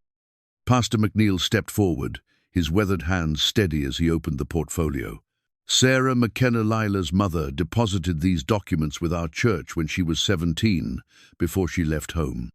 She was pregnant, unmarried, and terrified, but she was also thinking clearly about her child's future."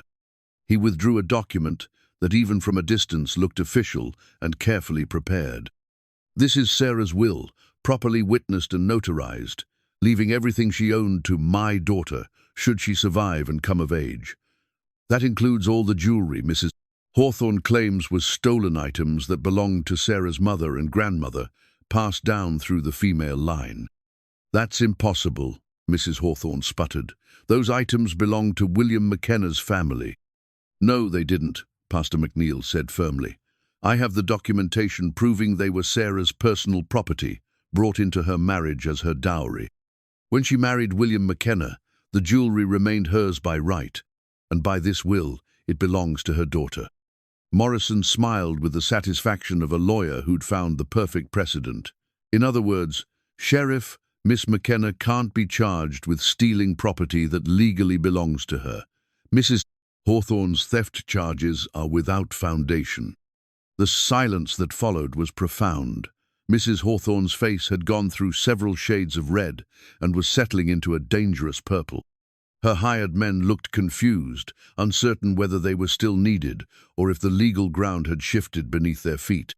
"This is ridiculous," Mrs. Hawthorne said finally. "That will is 30 years old, filed by a frightened child. It has no legal standing." "Actually, it does," Morrison said cheerfully. "Pastor McNeil's church is recognized by territorial law as having the authority to hold such documents. The will is properly executed, properly witnessed, and never superseded by any later document. Miss McKenna is not only innocent of theft, she's technically the victim of theft, since Mrs.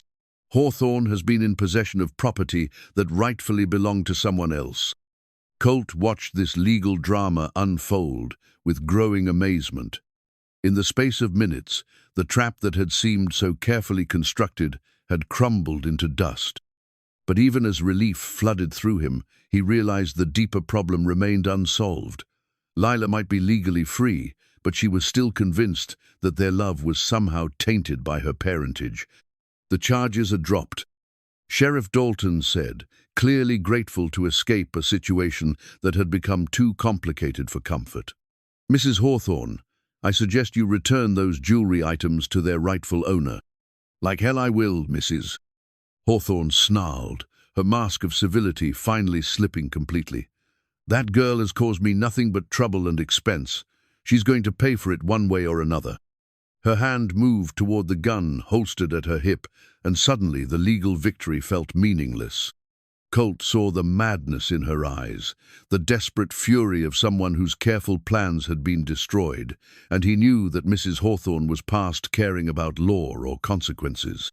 "Everyone get down," he shouted, drawing his own weapon as Mrs. Hawthorne's gun cleared leather.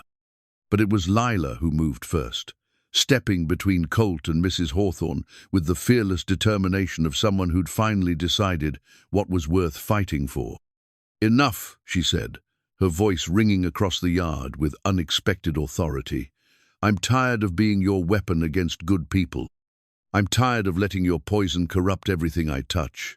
And I'm tired of running from who I am and who I choose to love." She turned to look at Colt, and for the first time in 3 days, her eyes held hope instead of despair. "You asked me once what I wanted them to think about us. I want them to think that love is stronger than blood, that choice matters more than circumstance, and that sometimes the best families are the ones we build rather than the ones we're born into."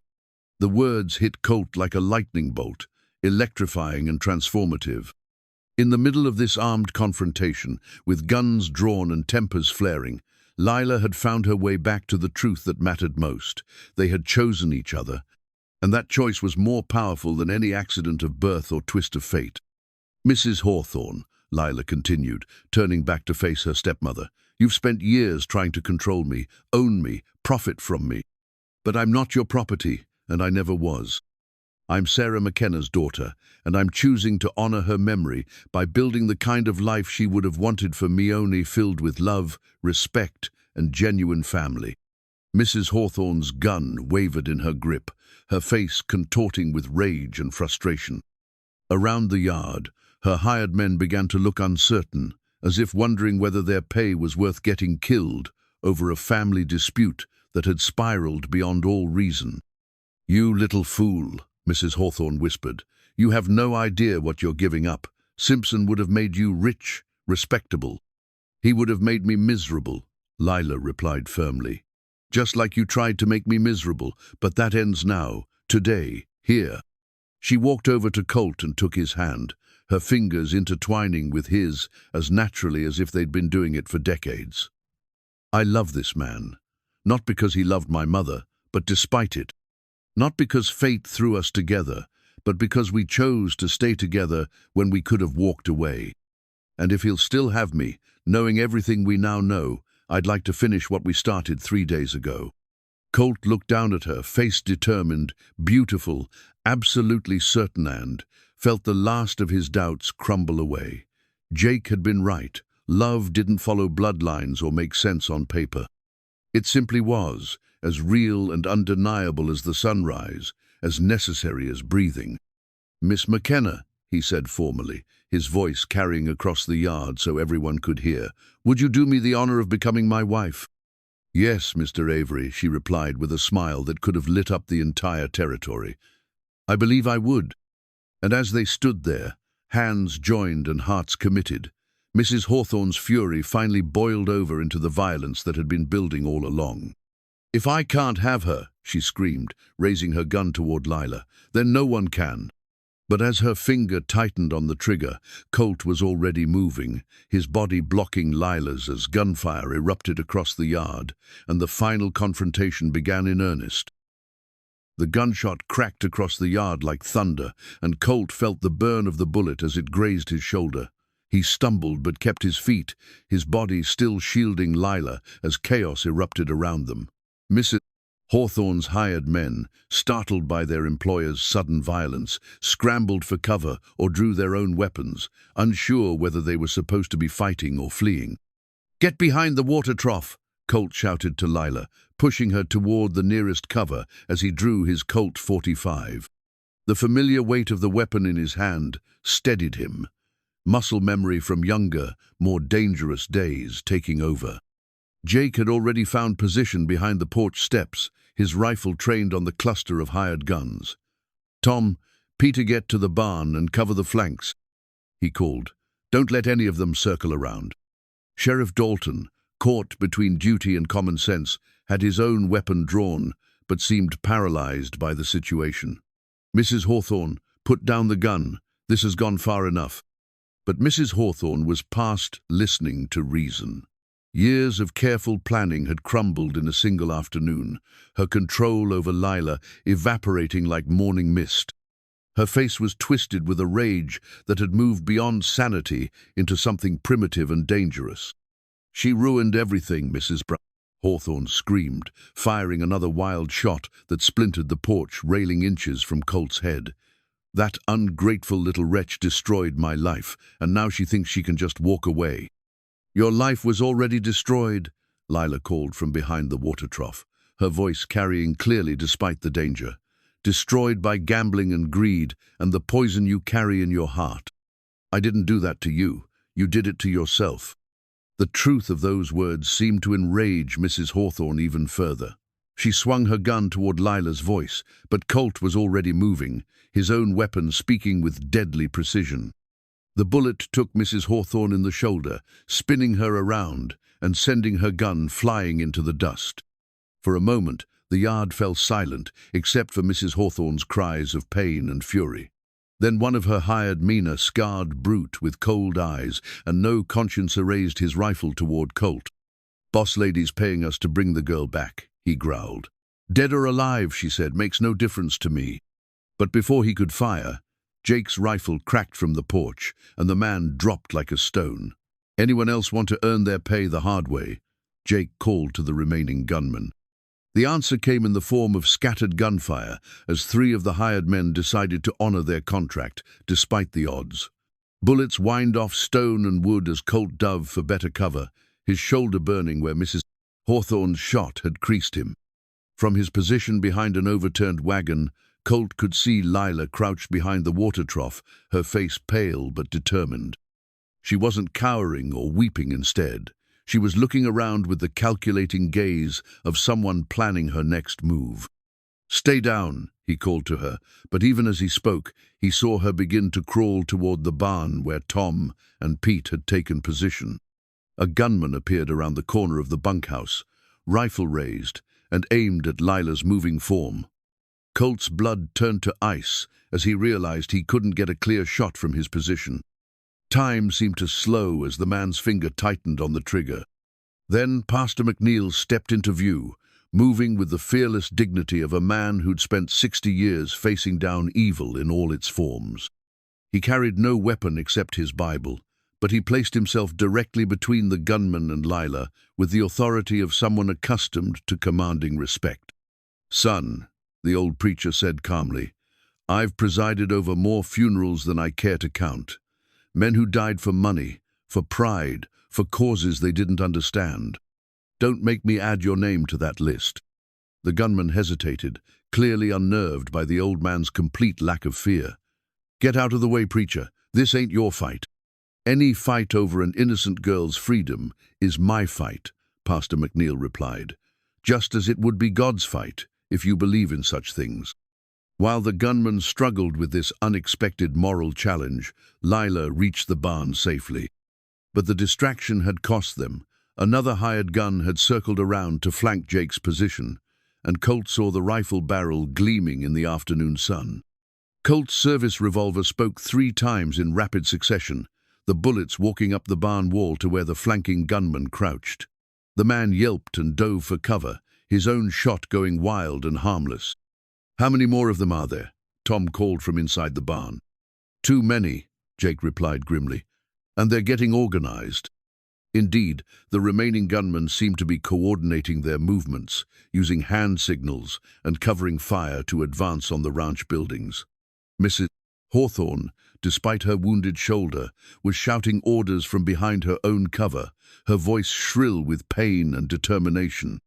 "Burn them out," she screamed. "Fire the buildings if you have to. I want that girl, and I want her now." The threat of fire changed everything. Colt could see one of the men pulling brands from his saddlebags, prepared for exactly this contingency. A ranch was built of wood and dreams, and both could be consumed by flames with terrifying speed. "We need to end this," Colt told Jake during a brief lull in the shooting, "before they torch everything we've built." "What do you have in mind?" Colt studied the positions of the remaining gunmen, counting rifles and calculating odds. His shoulder throbbed where the bullet had creased it, but his gun hand was steady and his mind clear. 30 years ago, he'd been a soldier before he was a rancher, and those skills hadn't entirely faded. "I'm going to draw them out," he said. "Get them focused on me so you and the boys can take them clean. That's suicide, and you know it." "Maybe, but it's also the only way to protect Lila and everyone else." Colt checked his ammunition, 4 shots left, plus a spare cylinder if he could find time to reload. "When I make my move, you hit them hard and fast. Don't give them time to think or regroup." Before Jake could protest further, Colt was moving, vaulting over his cover and running in a zigzag pattern toward the center of the yard. He presented an irresistible target and immediately drew fire from multiple directions. Bullets kicked up dust around his feet as he dove and rolled, came up firing, and dove again. His first shot took down the man with the firebrands. His second wounded another gunman badly enough to put him out of the fight. But there were still too many, and they were closing in from multiple angles. Colt found himself pinned behind a hay wagon, with bullets chewing splinters from the wood, inches above his head. That's when he heard it, the sound of approaching horses, coming fast and in large numbers. Through the dust and gun smoke, he could see riders streaming down the road toward the ranch. For a terrifying moment, he thought Mrs. Hawthorne had brought reinforcements. Then he recognized the lead rider, Samuel Carlson, followed by his sons and half the men from the neighboring ranches. Word had spread somehow, probably through Doc Henderson, who must have ridden for help when the shooting started. Cavalry's arrived. Jake whooped from the porch, and suddenly the tactical situation reversed itself completely. The hired gunmen, faced with overwhelming odds, began to break and run. 2 threw down their weapons and raised their hands in surrender. A third tried to reach his horse and was brought down by Samuel Carlson's rifle. The last man standing, the one who'd threatened Pastor McNeil, looked around wildly and then did the worst possible thing. He grabbed Mrs. Hawthorne and held his gun to her head. "Everyone back off," he shouted, his voice cracking with desperation. "I've got the boss lady, and I'll kill her if you don't let me ride out of here." The irony was almost too perfect. Mrs. Hawthorne, the architect of this violence, now held hostage by her own hired gun. But Colt felt no satisfaction, only a weary desire for the shooting to stop before anyone else got hurt. "Let her go," he called, stepping out from behind the wagon with his hands partially raised. "Take a horse and ride. No one will follow you." "You think I'm stupid?" the gunman snarled. "Soon as I let her go, you'll put a bullet in my back." "No," Colt said quietly. "I give you my word as a rancher and a neighbor. Ride out, and this ends here."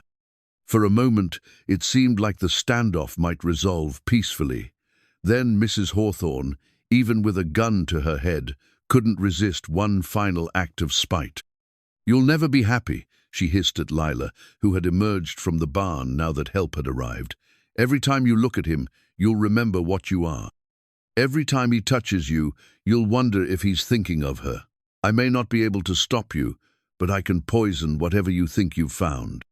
The words were cruel and calculated, designed to plant seeds of doubt that would grow and fester over time. But Lila looked at Mrs. Hawthorne with something that might have been pity. "The only poison here is what you carry in your own heart," Lila replied, "and I refuse to let it infect mine." Then, with the quick reflexes of desperation, Mrs. Hawthorne elbowed her captor in the ribs and broke free, diving for the gun she'd dropped earlier. The hired gunman, startled by her sudden movement, swung his rifle toward her and walked directly into the sights of Colt's service revolver. The final shot of the battle echoed across the yard, and then there was only silence, smoke, and the settling dust of a confrontation that had tested everyone's courage and found it sufficient.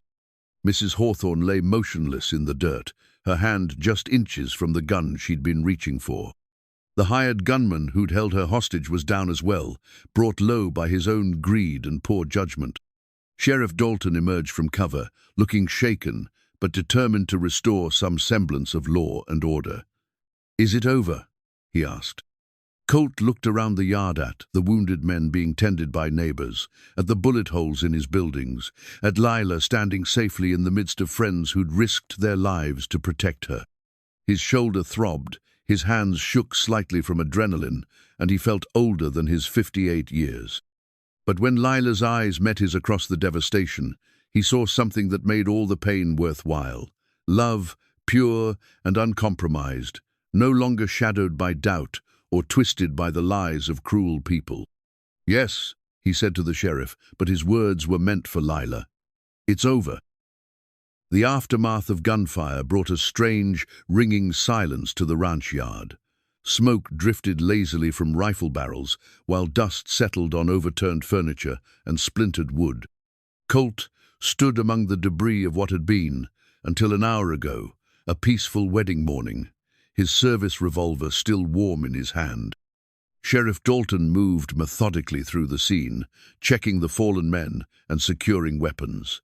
2 of Mrs. Hawthorne's hired guns had survived with wounds that Doc Henderson was already tending.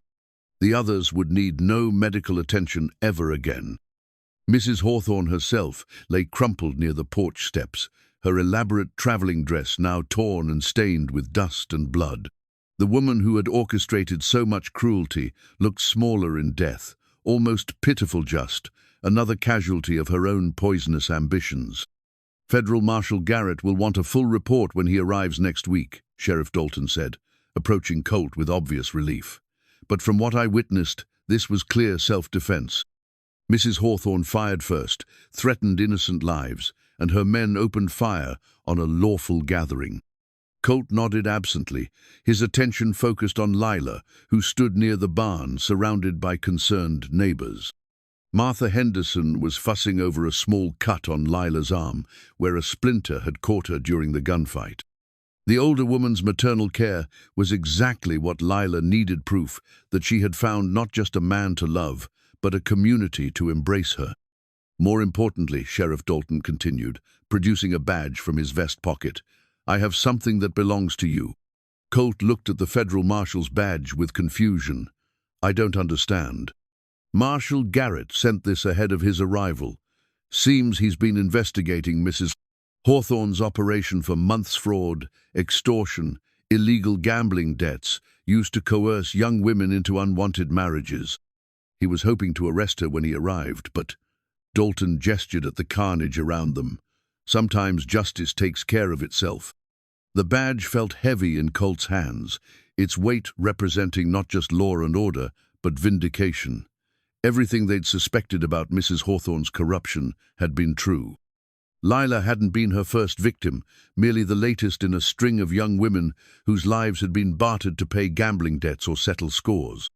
"The marshal wants to offer you a position," Dalton explained. "Deputize you to help clean up this kind of operation throughout the territory.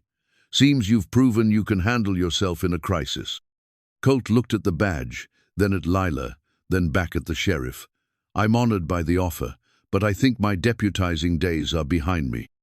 I've got a ranch to run and—" He paused, hope threading through his voice, possibly a wedding to finish. Dalton smiled, the first genuine expression Colt had seen from him all day. "Can't say I blame you. That's a fine woman you've got there, worth more than all the badges in the territory." As the sheriff moved away to continue his investigation, Colt felt a presence at his side. Pastor McNeil approached slowly, his weathered hands steady despite the violence he'd witnessed. "I owe you an apology," the old preacher said quietly. "I came here to deliver truth, but I nearly destroyed the very happiness that truth was meant to protect." "You did what you thought was right," Colt replied. "The rest of us had to figure out what to do with the information. Still, I should have found a gentler way. You're Sarah Lila's mother. She wouldn't have wanted her secrets to cause such pain." Pastor McNeil reached into his coat and withdrew one more documental than the others, written in a feminine hand that Colt recognized despite the years. "I saved this for last, hoping it wouldn't be needed, but after what I witnessed today, I think you both deserve to see it." Colt unfolded the paper carefully, recognizing Sarah's handwriting immediately. The letter was addressed simply, "For my daughter, should we ever meet." "My dearest child," the letter began, "if you are reading this, then God has answered my prayers in ways I dared not hope. I gave you life but could not give you a home. I gave you a way to save you from shame, but I have prayed every day that you would find the love and family you deserve. If you have found your way to Coltan somehow, in my heart, I believe you will then know that you have found the best of men. He loved me with a gentle strength that healed old wounds, and he will love you the same way if you let him. Do not fear that loving him dishonors my memory. Love is not a finite resource that diminishes when shared. The heart that loved me is large enough to love you too, completely and without reservation. I have seen enough of life to know that happiness is rare and precious. When you find it, child, hold it close. Do not let the opinions of small minds or the cruelties of bitter people convince you to throw away what God has given. Love where you are loved, and build the family that choice and commitment create. Your devoted mother, Sarah Elizabeth McKenna Avery." Colt read the letter twice, his eyes stinging with emotion. Even from beyond the grave, Sarah was trying to take care of them, to bless what others might curse, to build bridges where others saw only obstacles. "She wrote it the week before she died," Pastor McNeil explained softly. "Asked me to keep it with the other documents, said she had a feeling it might be needed someday. I thought she was rambling from the fever, but she knew," Colt finished. "Somehow she knew." When he looked up, Lila was walking toward them, having escaped Martha Henderson's determined nursing. Her face was streaked with dust and tears, but her eyes were bright, with something that looked remarkably like joy. "Is that from her?" Lila asked, nodding toward the letter in Colt's hands. "Yes, from your mother, our Sarah." He handed her the letter, watching as she read the words that would either free them or bind them to the past forever. When she finished, Lila folded the letter carefully and looked up at Colt with wonder. She knew, she actually knew this might happen. Seems that way. And she gives us her blessing, her permission to love each other without guilt or shame. Lila's voice grew stronger with each word. After everything we've been through, after all the doubt and fear and confusion, she gives us permission to be happy. Colt felt something shift inside his chestnut, the crack of ice breaking, but the warm expansion of a heart learning to hope again. Permission we probably should have given ourselves from the beginning. Probably. But sometimes we need to hear it from the people we love most. Lila looked around the damaged yard, at the neighbors cleaning up debris and tending wounded men, at the evidence of violence overcome by community and love. She would have liked this, wouldn't she? All these people coming together to protect what matters. She would have loved it, Colt confirmed, and she would have loved you not as an echo of herself, but as the remarkable woman you've become. Pastor Williams approached them tentatively, his wedding Bible still clutched in his hands, despite the morning's chaos. "If you're still interested," he said carefully, "I believe we have some unfinished business."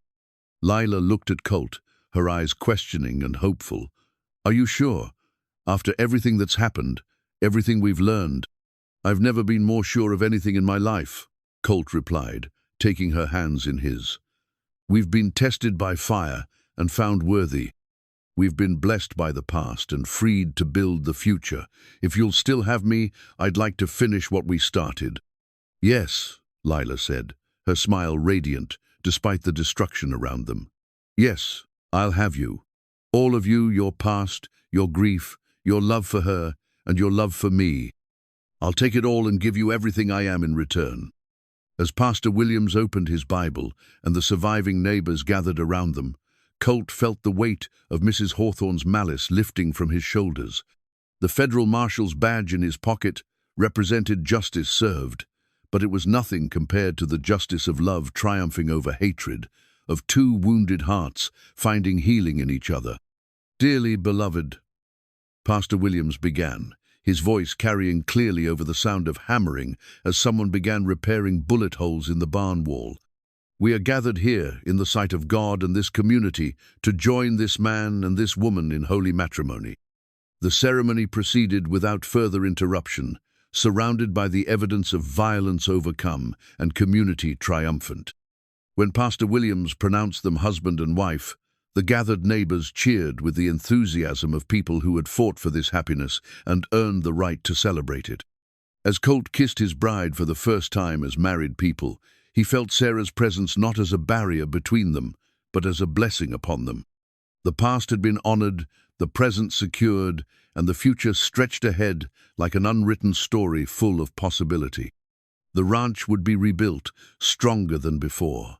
The community would remember this day as the moment when good people stood together against evil and won. And somewhere in the distance, thunder rumbled with the promise of rain, the kind of gentle, soaking rain that would help new things grow in ground that had been watered with tears and sanctified by love. 6 months had passed since the day gunfire shattered the morning quiet at Amber Creek Ranch, and autumn painted the Wyoming landscape in shades of gold and crimson. The bullet holes had been patched, the broken fence rails replaced, and new paint gleamed white on the ranch house porch. But the most significant changes weren't visible in wood and stone. They lived in the laughter that echoed from the kitchen windows and the sense of completeness that had settled over the land like a gentle blessing. Colt stood in the doorway of the barn, watching his wife tend to the orphaned calf they'd found wandering the south pasture 3 weeks ago. Lila knelt in the straw, bottle-feeding the little Hereford with the same patient tenderness she brought to everything under her care. Her voice carried softly through the afternoon air as she spoke to the calf in the gentle, encouraging tones that had become the soundtrack of their rebuilt life. "There you go, little one," she murmured, stroking the calf's red and white coat. "Soon you'll be strong enough to run with the herd, but for now you just focus on growing big and healthy." Marriage had changed them both in ways that continued to surprise Colt. Lila had blossomed from the frightened girl he'd rescued in the storm into a confident woman who moved through the world with quiet authority.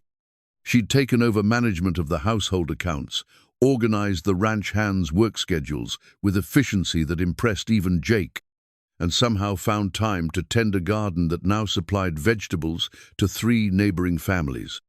But it was the smaller changes that moved Colt most deeply. The way she hummed while cooking breakfast, filling the kitchen with melodies that chased away years of solitary silence. How she'd rearranged the furniture in the parlor to encourage conversation rather than brooding. The fresh flowers that appeared regularly on Sarah's grave, placed there not out of obligation but from genuine respect for the woman who'd made their love possible. "Mr. Avery," called a voice from the yard, interrupting his reverie. Colt turned to see young Timothy Henderson approaching on horseback, the boy's face bright with the importance of his errand. Pa sent me to tell you that Pastor Williams got word from town. There's a family coming through on the wagon train got, 3 children, and nowhere to go. He was wondering if you might have room for them through the winter." Colt looked at Lila, who had emerged from the calf stall with hay in her hair and a smile that lit up her entire face. They'd discussed this possibility many times over the past months. Their house felt too large for just 2 people, their hearts too full not to share what they'd been given. "How old are the children?" Lila asked, already moving toward the barn door, with the eager steps of someone who'd found her calling. "Boy about 12, girl maybe 8, and a little one still in diapers," Timothy replied. "Their folks died of fever crossing the plains. Wagon master says they're good kids, just need someone to care for them proper." Lila and Colt exchanged a look that held an entire conversation. They'd talked about children of their own, but at their ages, such hopes were more dream than expectation. This felt like Providence offering them a different path to the family they both yearned for. "Tell Pastor Williams we'll take them," Colt said, his decision surprising him with its immediacy. "All 3 of them, for as long as they need a home." "Yes, sir." Timothy wheeled his horse around and galloped back toward town, eager to share the good news. As the dust settled behind the boy's departure, Lila moved to stand beside Colt, her hand finding his with the natural ease of 6 months' practice. "Are you sure?" she asked, though her eyes were already bright with anticipation. 3 children will change everything about how we live."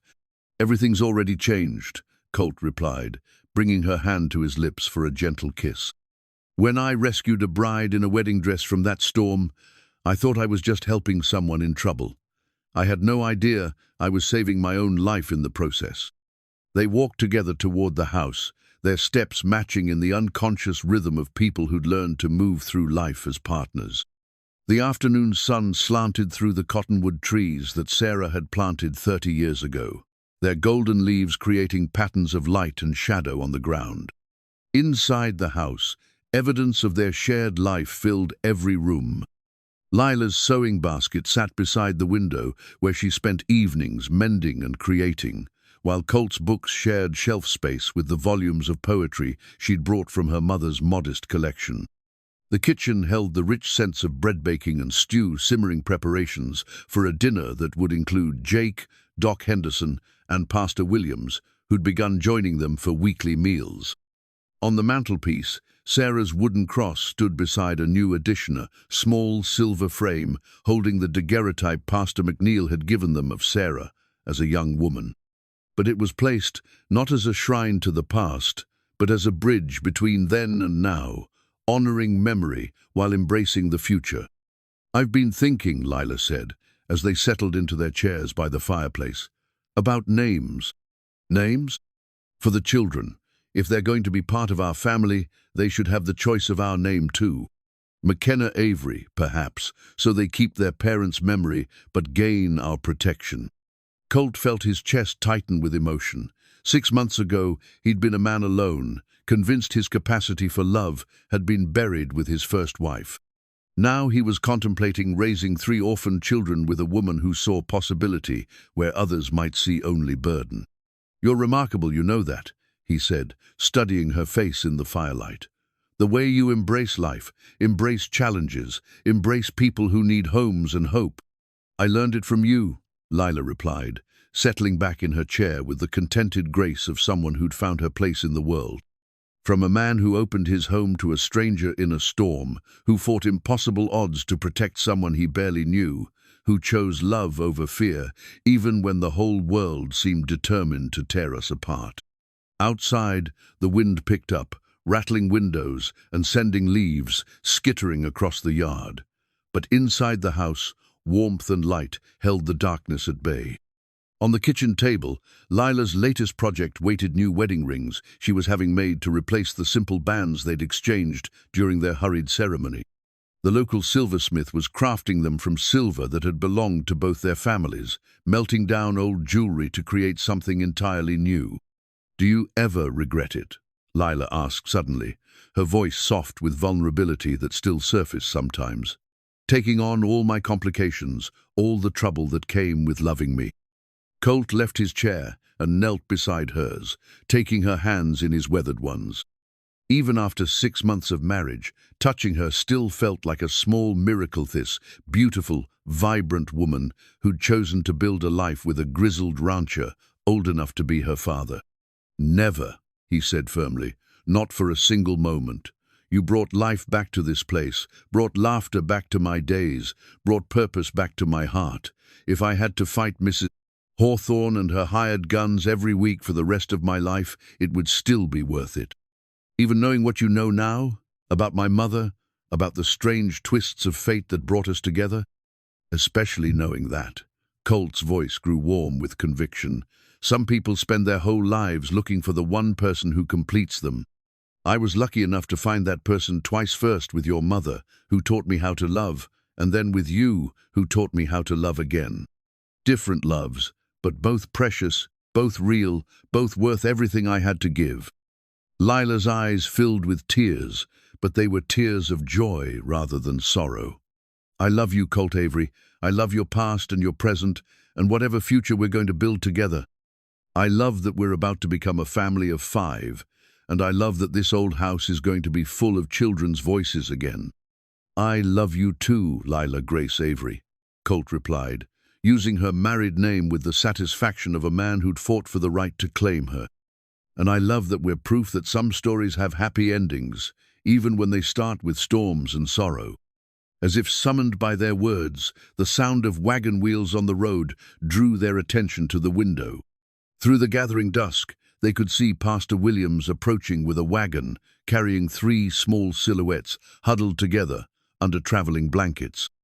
"Our children," Lila whispered, rising to peer out the window. "Our family," Colt agreed, standing beside her as they watched their future arriving in the form of 3 orphaned souls who needed exactly what they had to offer: a home, protection, and love without conditions. Together, they walked to the porch to greet the latest additions to the Amber Creek Ranch family. The autumn air carried the scent of wood smoke and possibility, of harvest gathered and new seeds planted. In the distance, cattle lowed their evening songs while horses nickered their welcome to the approaching wagon. As the wagon rolled to a stop in front of the house, Colt felt Sarah's presence one last timino as a barrier between past and future, but as a bridge spanning the years. She'd loved him, taught him how to build a home and family, then sent him her daughter when he was ready to love again. It was the kind of circle that made sense only in looking back, the kind of grace that made believers out of skeptics. The children climbed down from the wagon with the careful dignity of people who'd learned not to expect too much from adults. But when Lila knelt to their level and spoke in the gentle voice that had calmed frightened animals and healed wounded hearts, their caution began to melt into hope. "Welcome home," she said simply. And in those 2 words, Colt heard the echo of everything they'd fought for and want the right to choose their own family, to build their own happiness, to prove that love could triumph over any obstacle when people were brave enough to fight for what mattered most. Standing on his porch, watching his wife embrace 3 children who would soon call them mother and father, Colt Avery understood that miracles didn't always arrive like lightning.